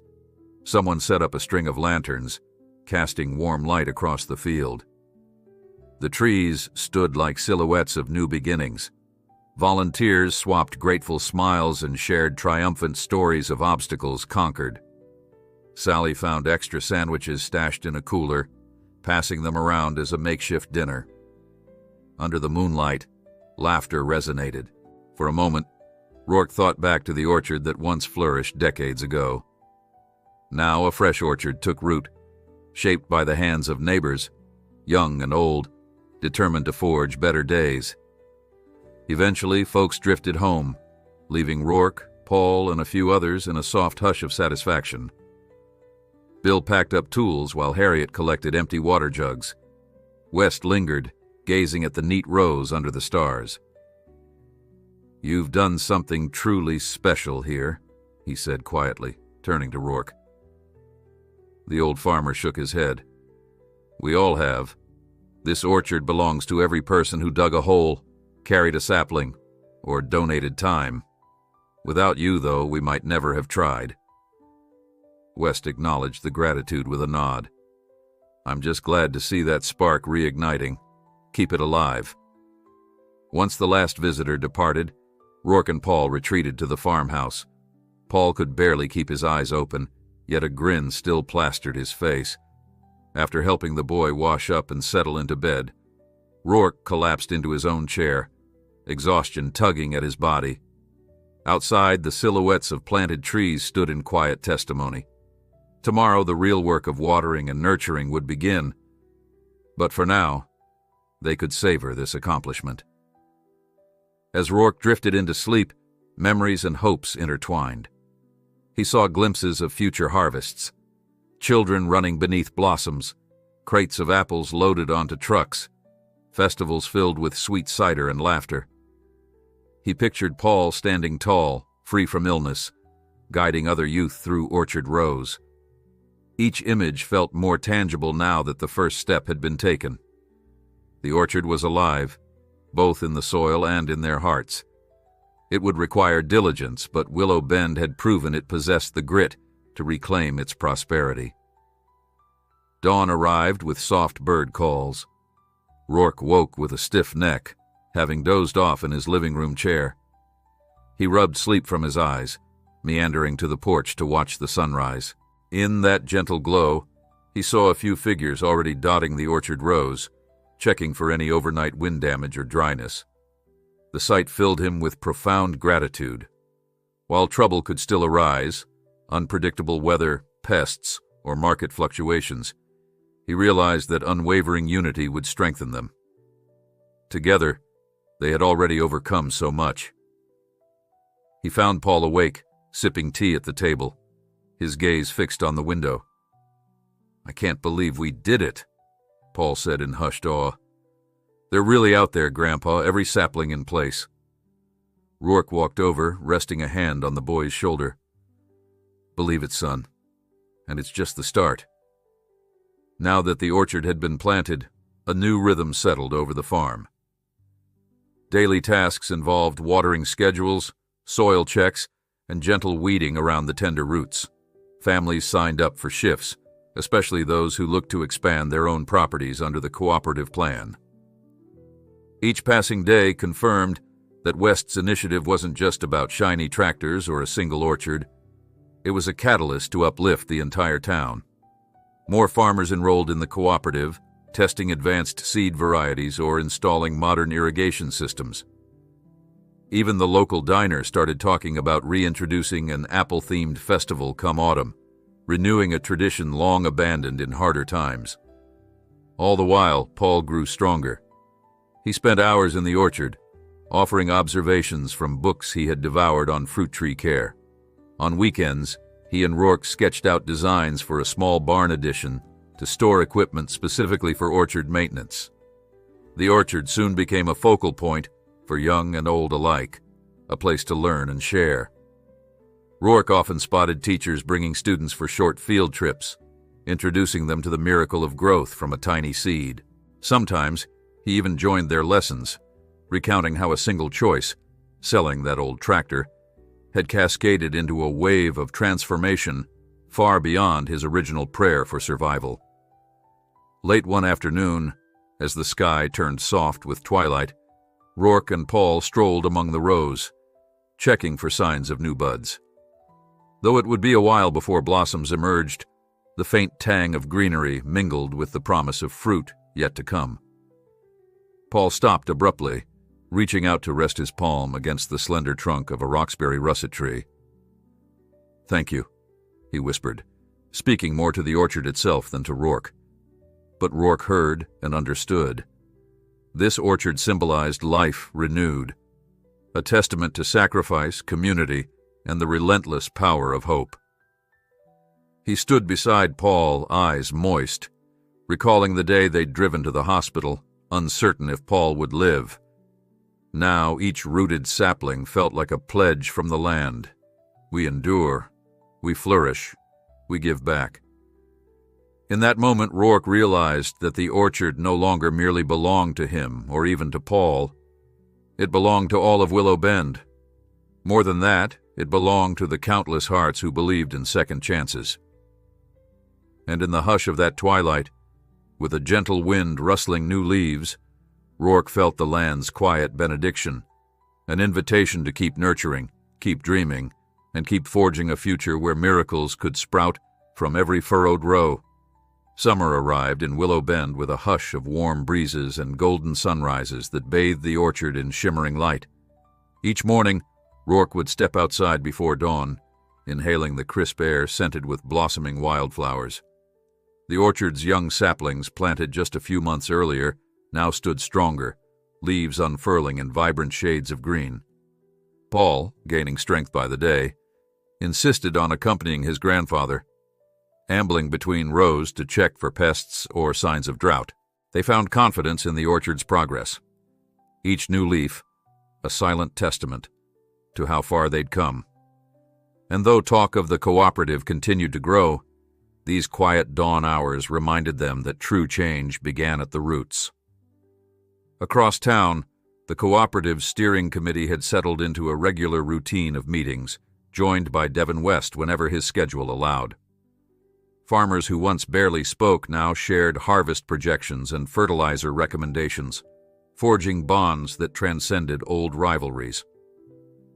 Bill Connor's fields thrived under new irrigation systems funded by West's grants, and Harriet Cole discovered an unexpected knack for orchard management that led her to experiment with apricot varieties.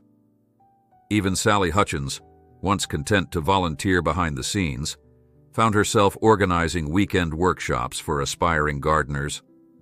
The cooperative's influence rippled through Willow Bend, infusing the town with renewed purpose. Everyone felt the shift, like the land itself was humming with possibility. Local kids, too, began scouting new horizons, inspired by the orchard's success to dream of careers in agronomy or horticulture. Yet not all was tranquil. Pierce, the tractor dealer who had once undercut Rourke, watched the cooperative's rise with guarded suspicion. His business had stagnated since West's gift of modern machines, leaving him scrambling for relevance. Eager to reclaim his grip on the local agricultural market, Pierce grumbled that the cooperative would eventually demand higher fees or pressure farmers into uniform practices. He sowed seeds of doubt among those prone to skepticism, whispering that West had ulterior motives for helping Willow Bend. A few listened, their own insecurities stoked by rumors, but the orchard's visible progress largely overshadowed Pierce's cynicism. Still, in small pockets of the community, worry flickered like an ember waiting to ignite. Summer days stretched luxuriously, each one laced with tasks that never felt like burdens. Paul took charge of a small corner of the orchard, tracking the growth of his favorite heirloom apples. He kept meticulous notes in a tattered notebook, charting leaf color and measuring trunk width.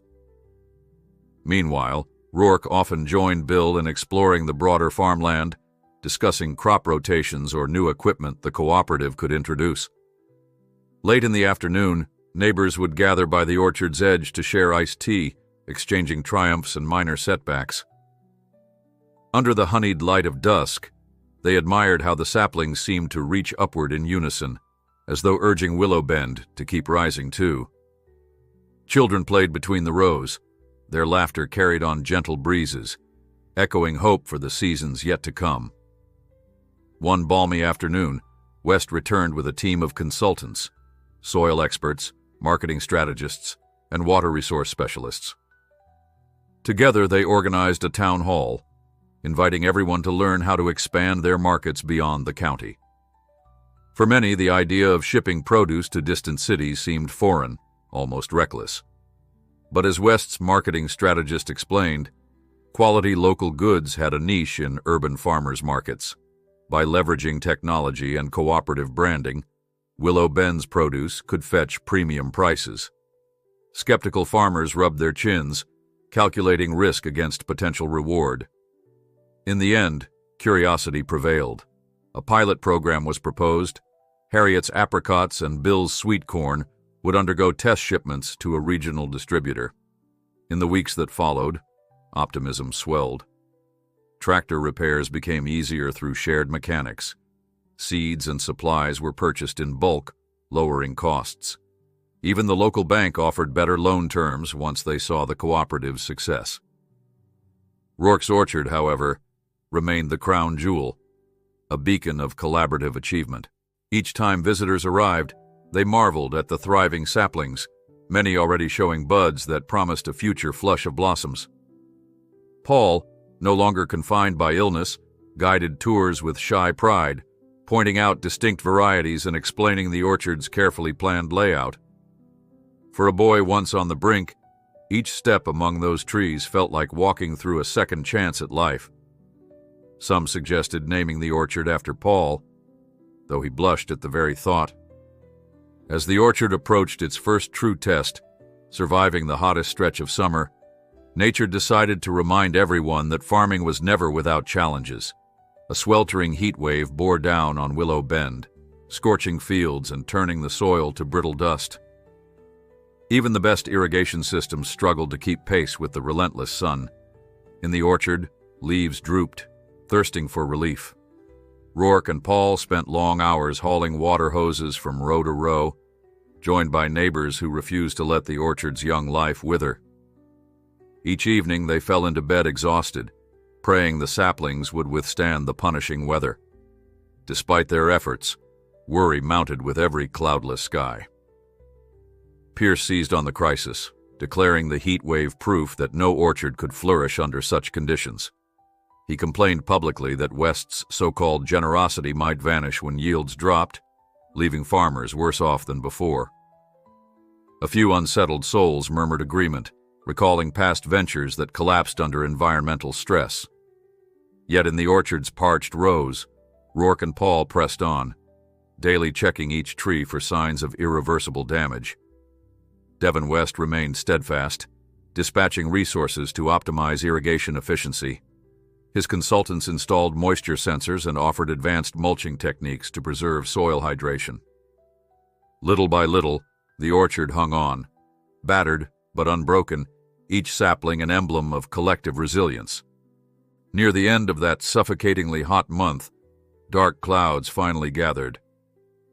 Thunder rumbled across the sky, echoing like distant drums. Willow Bend's farmers paused in their fields, eyes lifted, sensing the shift in pressure. At dusk, the heavens opened, releasing a downpour that drenched the scorched soil. Rourke stood at his porch as rain hammered the tin roof, an almost musical clamor after so many dry days. Paul laughed in pure relief, stepping outside to feel the cool drops on his skin. Through the downpour, the orchard drank deeply, earth softening around the roots. By morning, leaves that had wilted for weeks seemed to perk up, as if grateful for nature's reprieve. For a brief time, tension gave way to celebration. With the orchard spared from disaster, the cooperative's doubters fell quiet. Instead, a renewed determination pulsed through Willow Bend. Farmers hustled to harvest newly matured crops, cooperating on labor and transportation. Bill's sweet corn arrived in distant markets, garnering praise for its flavor and freshness. Harriet's first apricot shipments sold out in days, prompting demands for more. Buoyed by these victories, folks began to plan an autumn festival, complete with a cider press demonstration in Rourke's orchard if the young trees produced even a modest yield. No one pretended challenges had vanished. Weather, pests, and market fluctuations loomed. But a communal spirit thrived, propelled by a belief that the orchard, and indeed the entire town, could endure whatever nature or circumstance cast their way. In the hush following the storm, Rourke found Paul standing beneath a Roxbury russet, hand resting on the slender trunk. Raindrops glistened on green leaves, the orchard seeming to pulse with renewed life. Paul looked up, a determined spark in his eyes. Rourke understood that this orchard, born of sacrifice and nurtured by unity, was no passing whim. It was their promise to one another, a testament that even the harshest trials could yield a bountiful harvest of hope.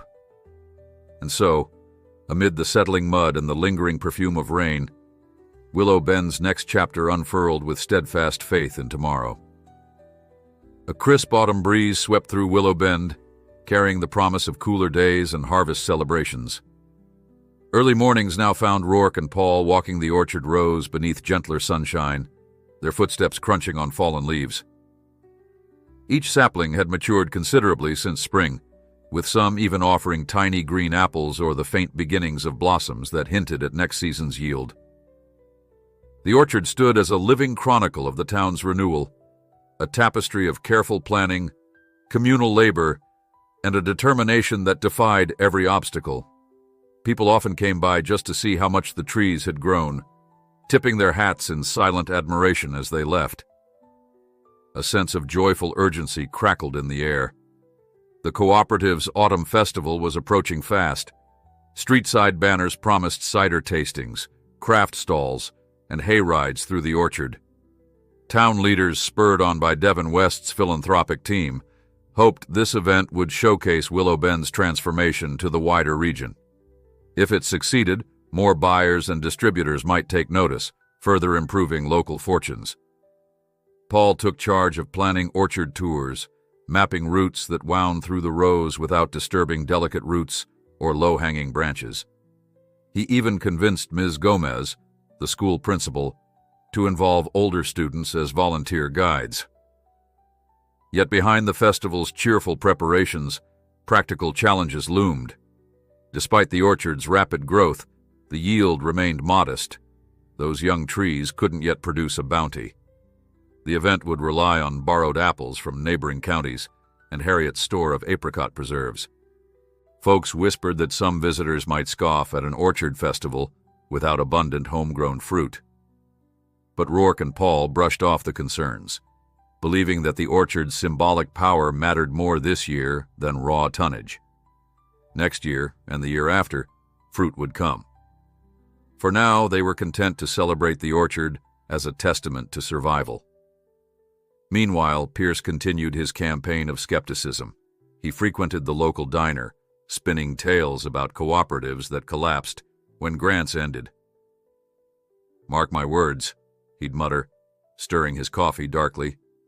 "Devin West will vanish when the shine wears off, leaving you all with fancy tractors, but no stable markets." Some folks listened, worry furrowing their brows, especially those who recalled times when big talkers had swept into town promising progress and left only broken deals. But each passing day brought new evidence of the cooperative's sincerity. Upgraded irrigation systems, expanded job listings, local youth gleaning vocational skills. The orchard itself offered living proof that unity could yield tangible results. Early October arrived with a flurry of final touches. Organizers arranged music, local artisans displayed handcrafted goods, and bakers prepared spiced donuts to pair with fresh cider. A borrowed cider press, already set up at the orchard's edge, gleamed in the pale morning sunlight. Paul enlisted friends to stack hay bales for seating and to mark paths with festoons of bright ribbon.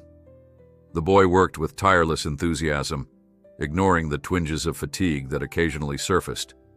Rourke, ever watchful, insisted Paul rest when he noticed shadows under the boy's eyes. "Don't overdo it," he'd remind him gently.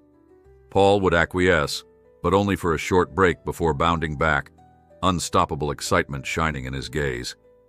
At last, the festival dawned bright and cool.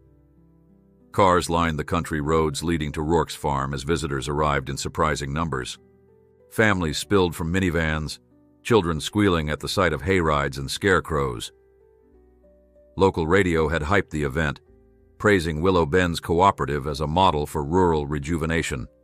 Vendors busily arranged produce stands, selling everything from corn and squash to Harriet's famous apricot jam.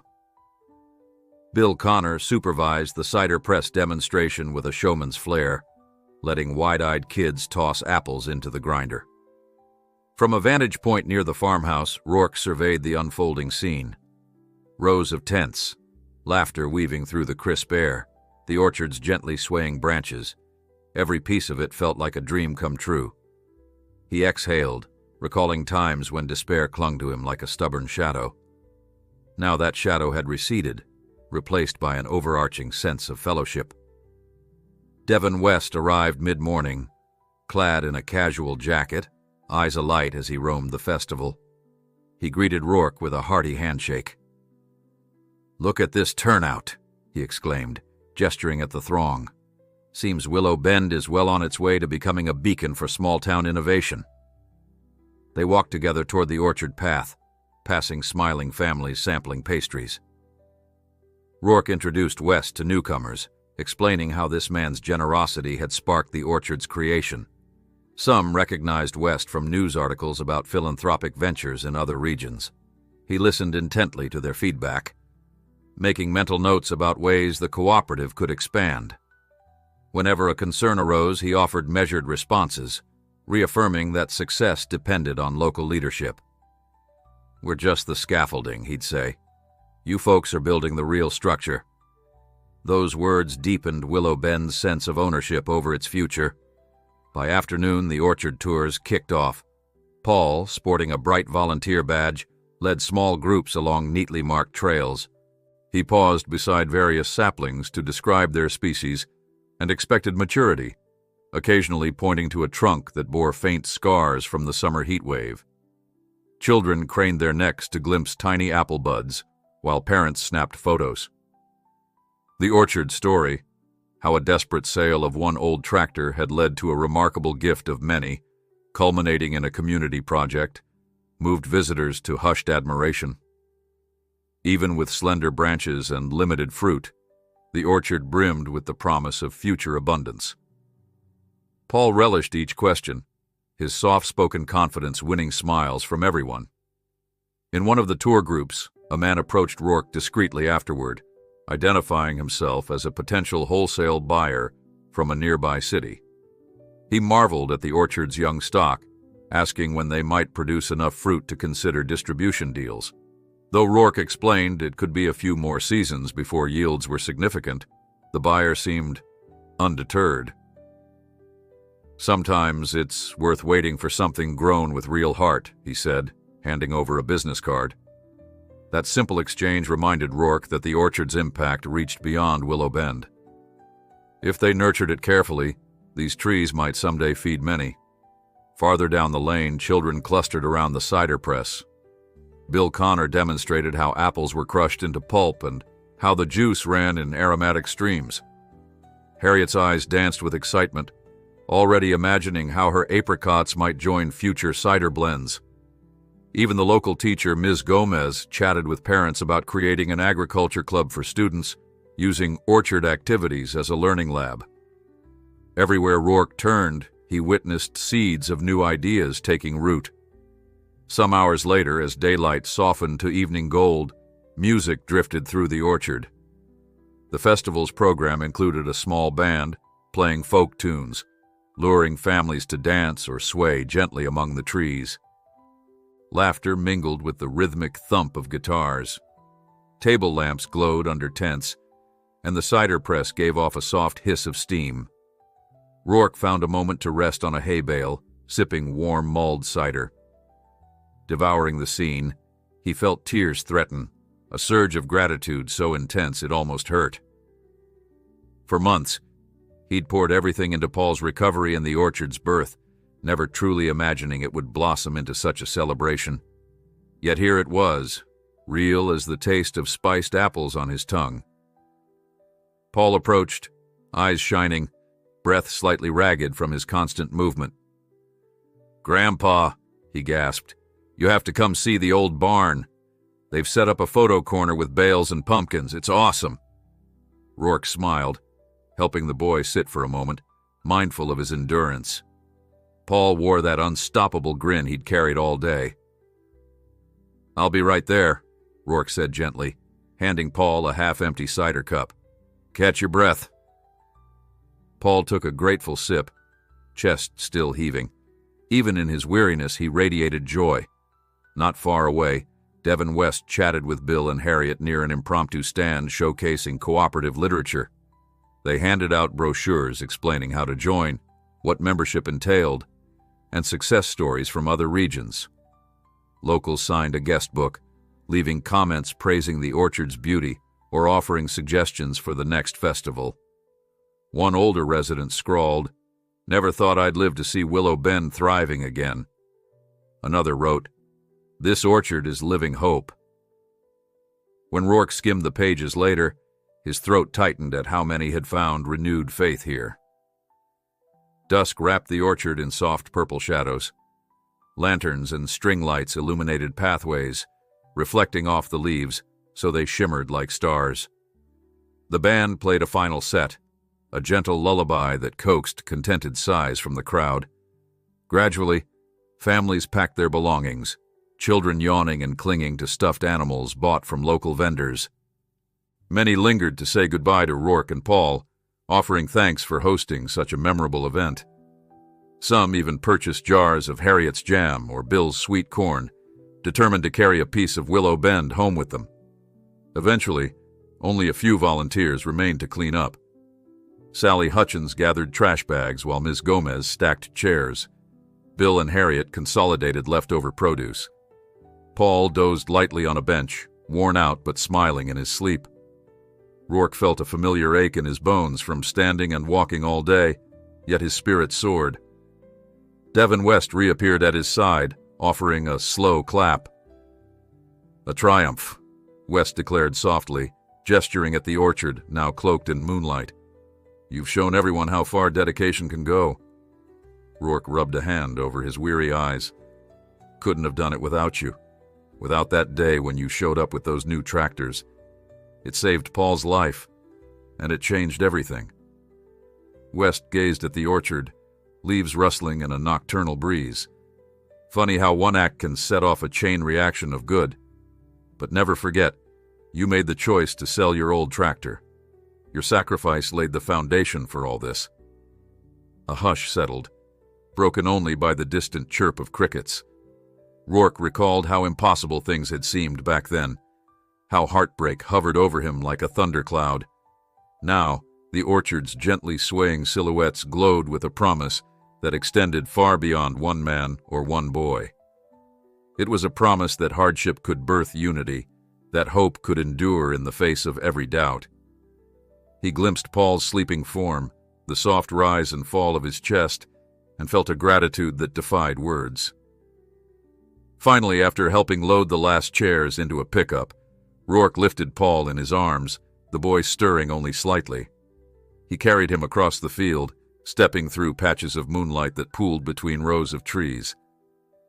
The orchard felt almost enchanted under that silver glow. Each sapling told a piece of their story: pain, perseverance, community, and renewal.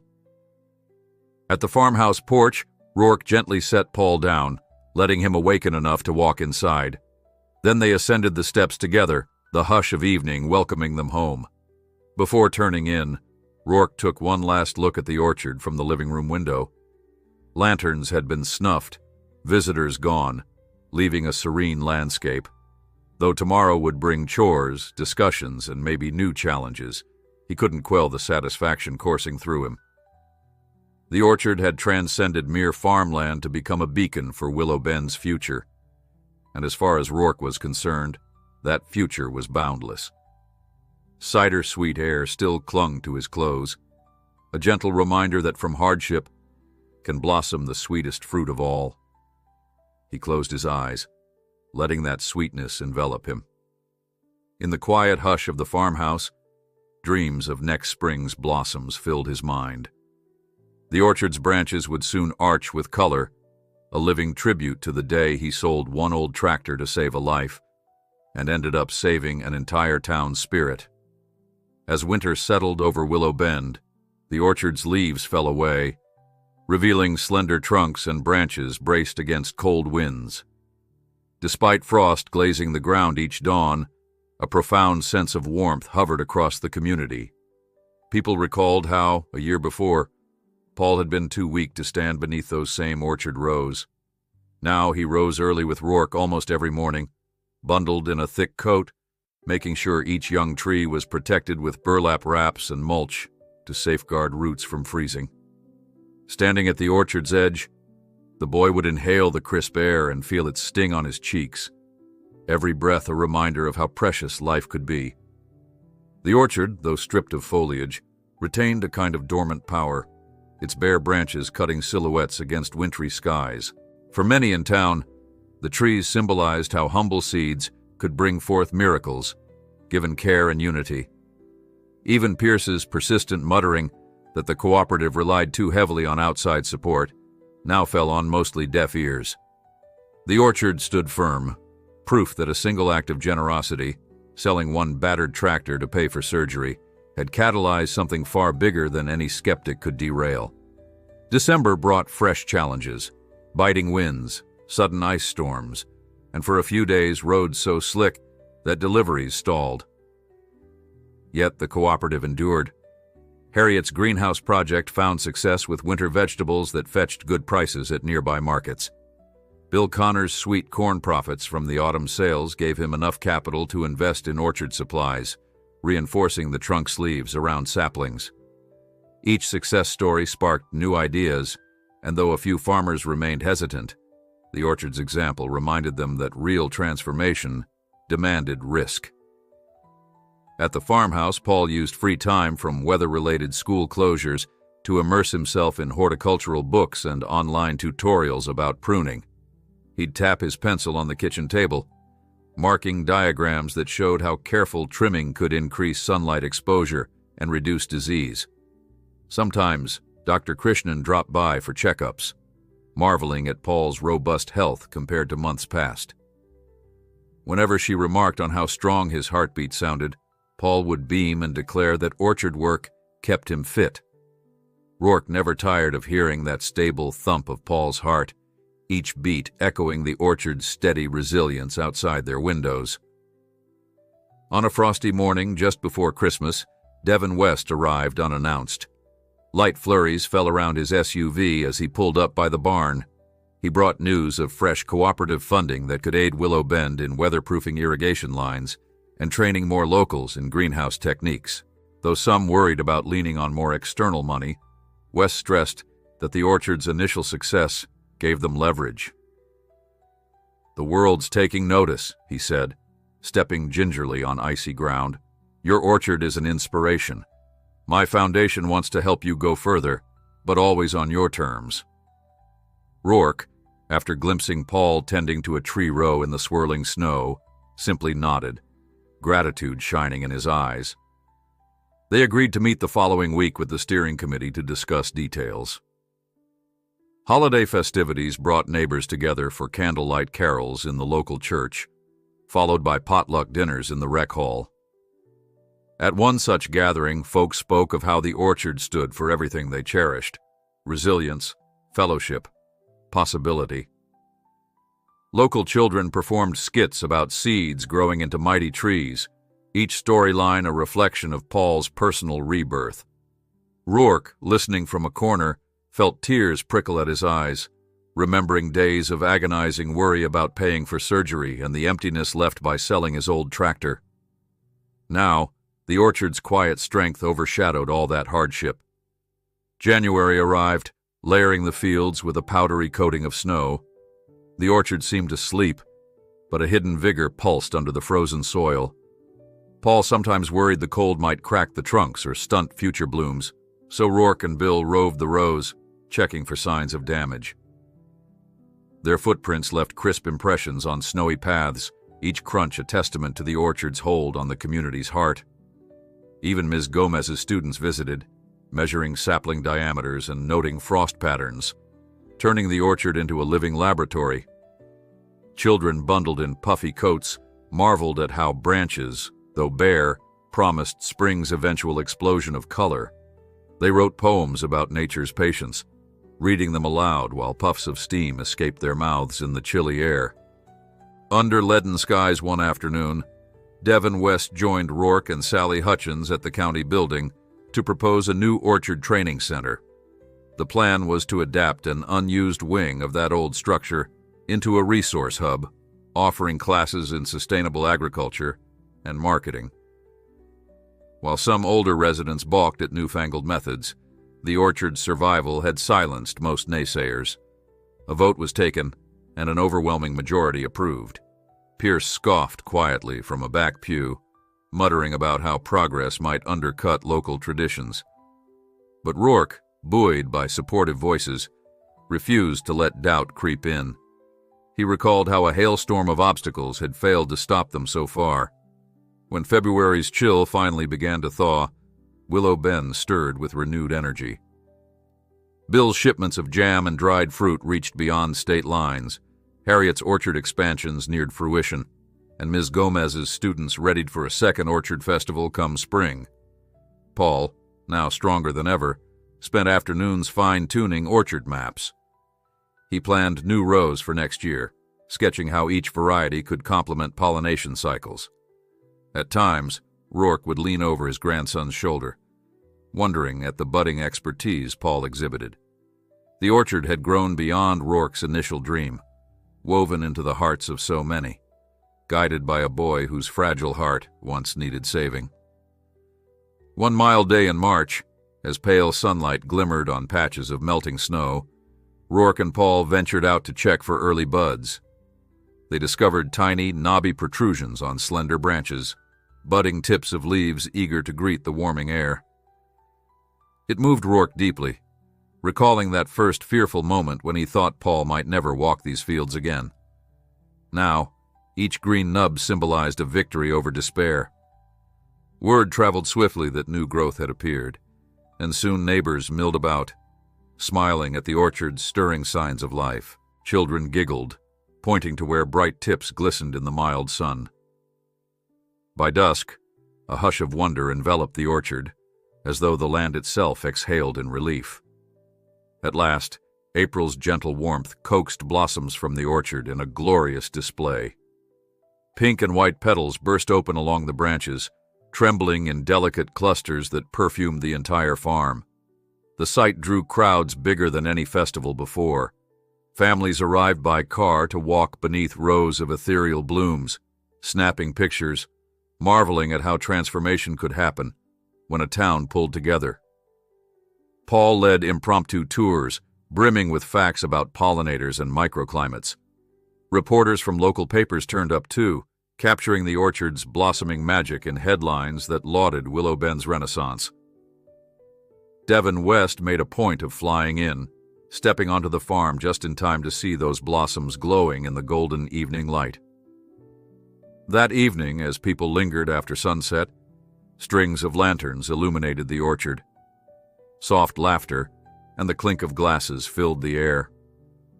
Rourke stood with Paul at the orchard's heart, gazing at the petals overhead. The boy's eyes shone, reflecting the lantern's gentle glow.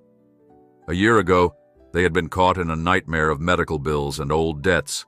Now, those nightmares lay behind them, replaced by the orchard's living testament to faith and unity. Nearby, West exchanged handshakes with farmers who once doubted any good could come from corporate philanthropy. Bill and Harriet chatted about orchard expansions and new markets. Sally and Ms. Gomez laughed over the success of their student programs. In every corner, warmth radiated, forging a tapestry of bright futures. Rourke lowered his gaze to Paul, remembering the day they parted with that battered old tractor, the final means to fund an urgent surgery. "I'd do it all again," he whispered. Paul nodded, understanding the weight of those words. The orchard was not just rows of trees or a bumper crop waiting to happen. It was the blossoming of hope itself, a testament that resilience could endure even the harshest storms. Petals drifted in the night air, carried by a gentle wind that felt like a promise. Rourke closed his eyes for a moment, letting gratitude wash over him. He saw, in his mind's eye, the orchard's future. Thick trunks heavy with ripe fruit, children running between blossoming rows, farmers gathering to share the bounty. In the hush that followed, he breathed out a simple prayer. Let this orchard, and the spirit behind it, thrive for years to come. And as the lanterns flickered, as the blossoms glowed in the moonlight, he felt certain that Willow Bend, and every life bound to it, had found a second chance that would last far beyond any single season. The orchard's bloom was only the start of a grand, unfolding story, its roots stronger than any fear, its branches lifted by love.